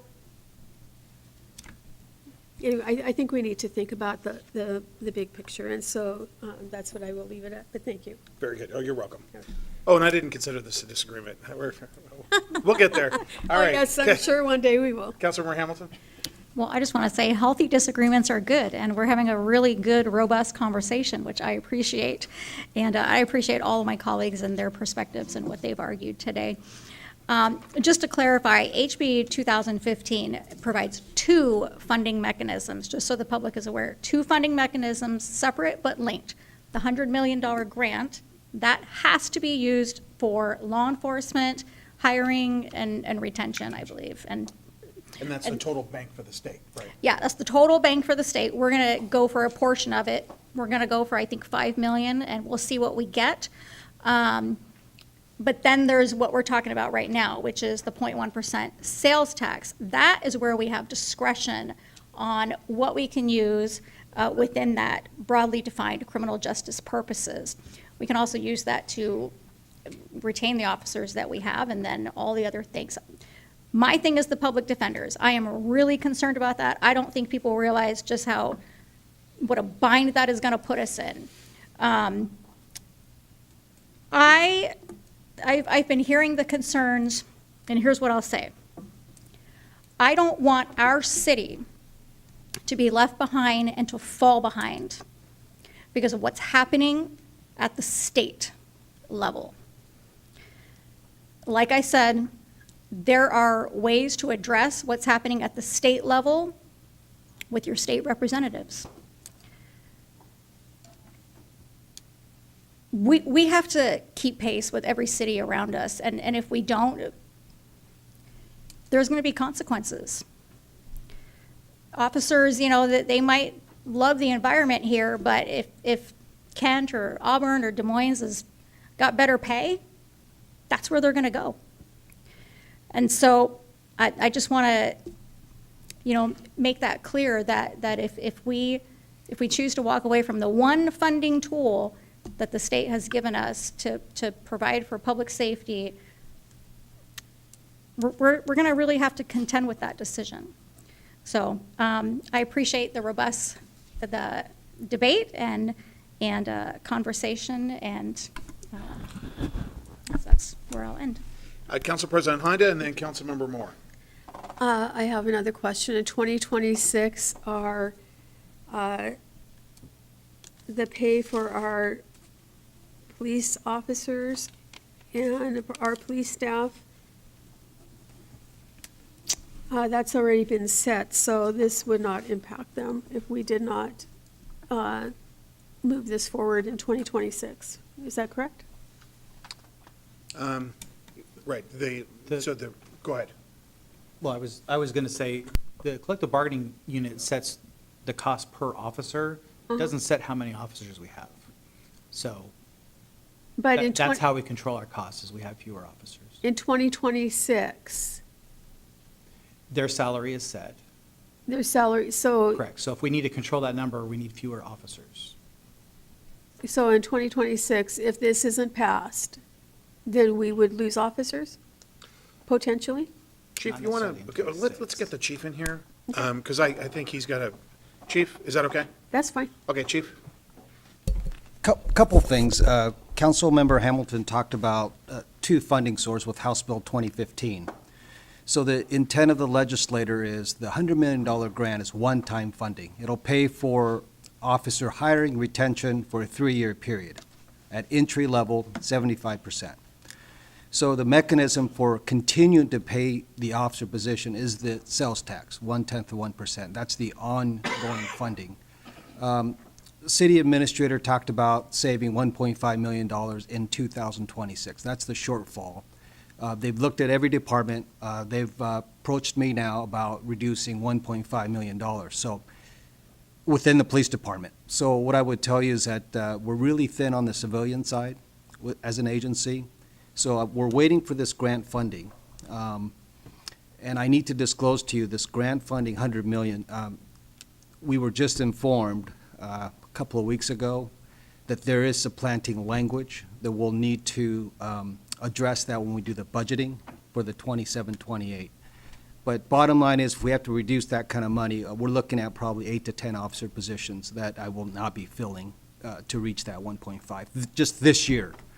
But as a policy group, you can say, we don't want to reduce police officers, we're going to reduce it somewhere else. You can make that decision, but if it's up to me to come up with $1.5 million, I probably need to reduce, not hire 8 to 10 officers towards the end of the year, or sometime in the year, but I'm really waiting for this decision and also the $100 million grant funding. So I hope that helps. But we're at a point where if it's up to me to reduce that budget, I have to eliminate or not hire those officer positions to make budget. I thought at the Parks meeting, when I asked about how many officers we had, I thought we were only short, I think you said 3 or 4. Yeah, right now, we're budgeted 151 today. July of this year, there's 3 more positions to fill, bringing us to 154. So as of today, at 151, I'm short. I have 4 more positions to fill to get to 151. So I'm at 147 now, paid positions. So there's 4 positions to be filled and 3 more in July. So there's a little bit of salary savings already up to this point with these 4 vacant positions. So I have some, but if the delta is 1.5 million, I will not make it with these vacancies. I will have to just, when attrition occurs, let's say an officer leaves, retires, I won't be filling them, is what will happen. I won't be laying anybody off, I just won't fill positions that become available. And I'll just have to look at the math. But I'm telling you right now, if it's 1.5 million, I need to not hire 8 to 10 officers. Thank you. Okay. Council, okay. All right, there's been a motion, a second, a very robust, good discussion. It's time for the vote.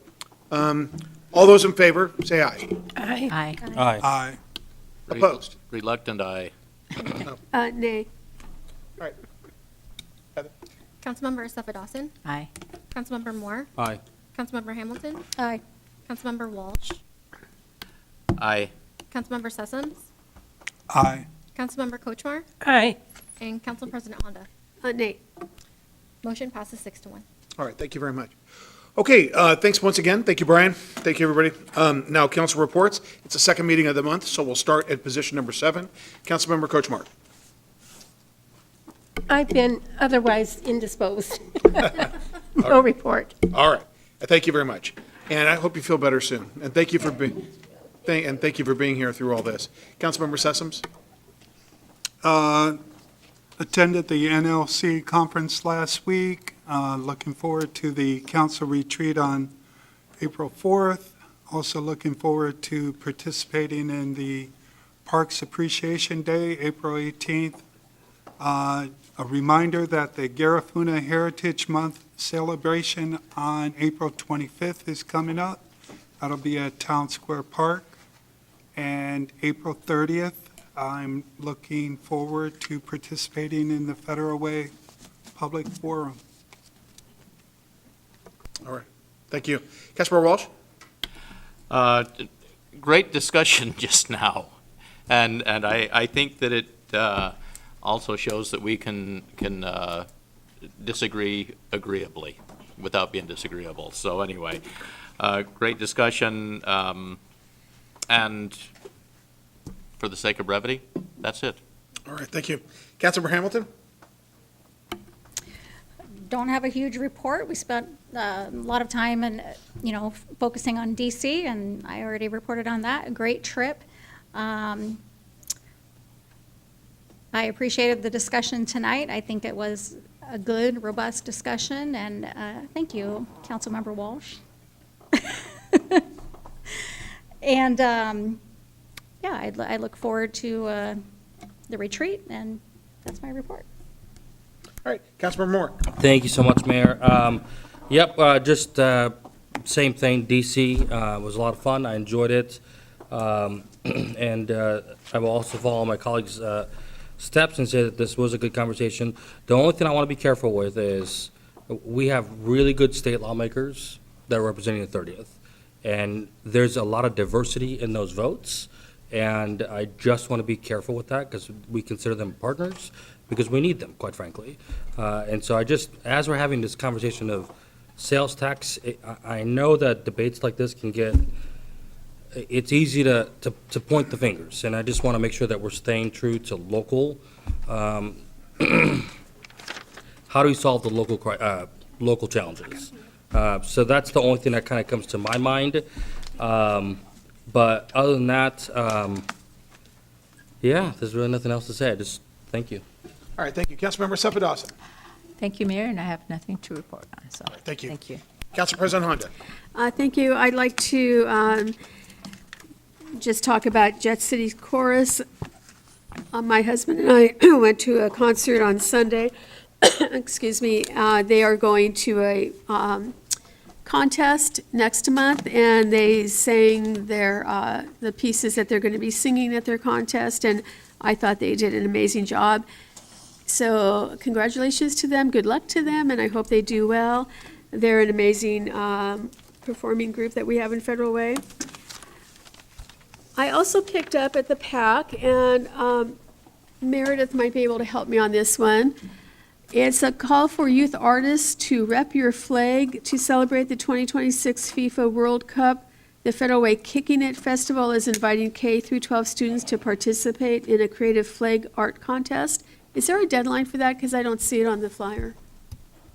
There is a deadline, so on the flyer, there's a QR code. I believe that the initial deadline has passed, but there are a number of deadlines along the way, so there's sort of like an initial call for artists, responsiveness, and then there's additional deadlines. We can send that information to you. Okay, thank you. Well, I'd like the students to get it, so. Yeah, absolutely. And if you don't have enough students who have, because I understand you want all the flags represented, you'll keep it open until you get enough students? Is that how it's going to go? Yeah, I can check and see. This is mainly going through the Arts Foundation. Okay. And so I believe that they did get a good number of responses. Oh, good. Okay, thank you. And other than that, please send me your thoughts and opinions on the 0.1% sales tax increase potential, and I'd love to hear what you're thinking. Thank you so much. All right, thank you. Council, great job. Staff, thank you. And for the public we serve, thank you very much for being here and for your participation. With that, we are adjourned.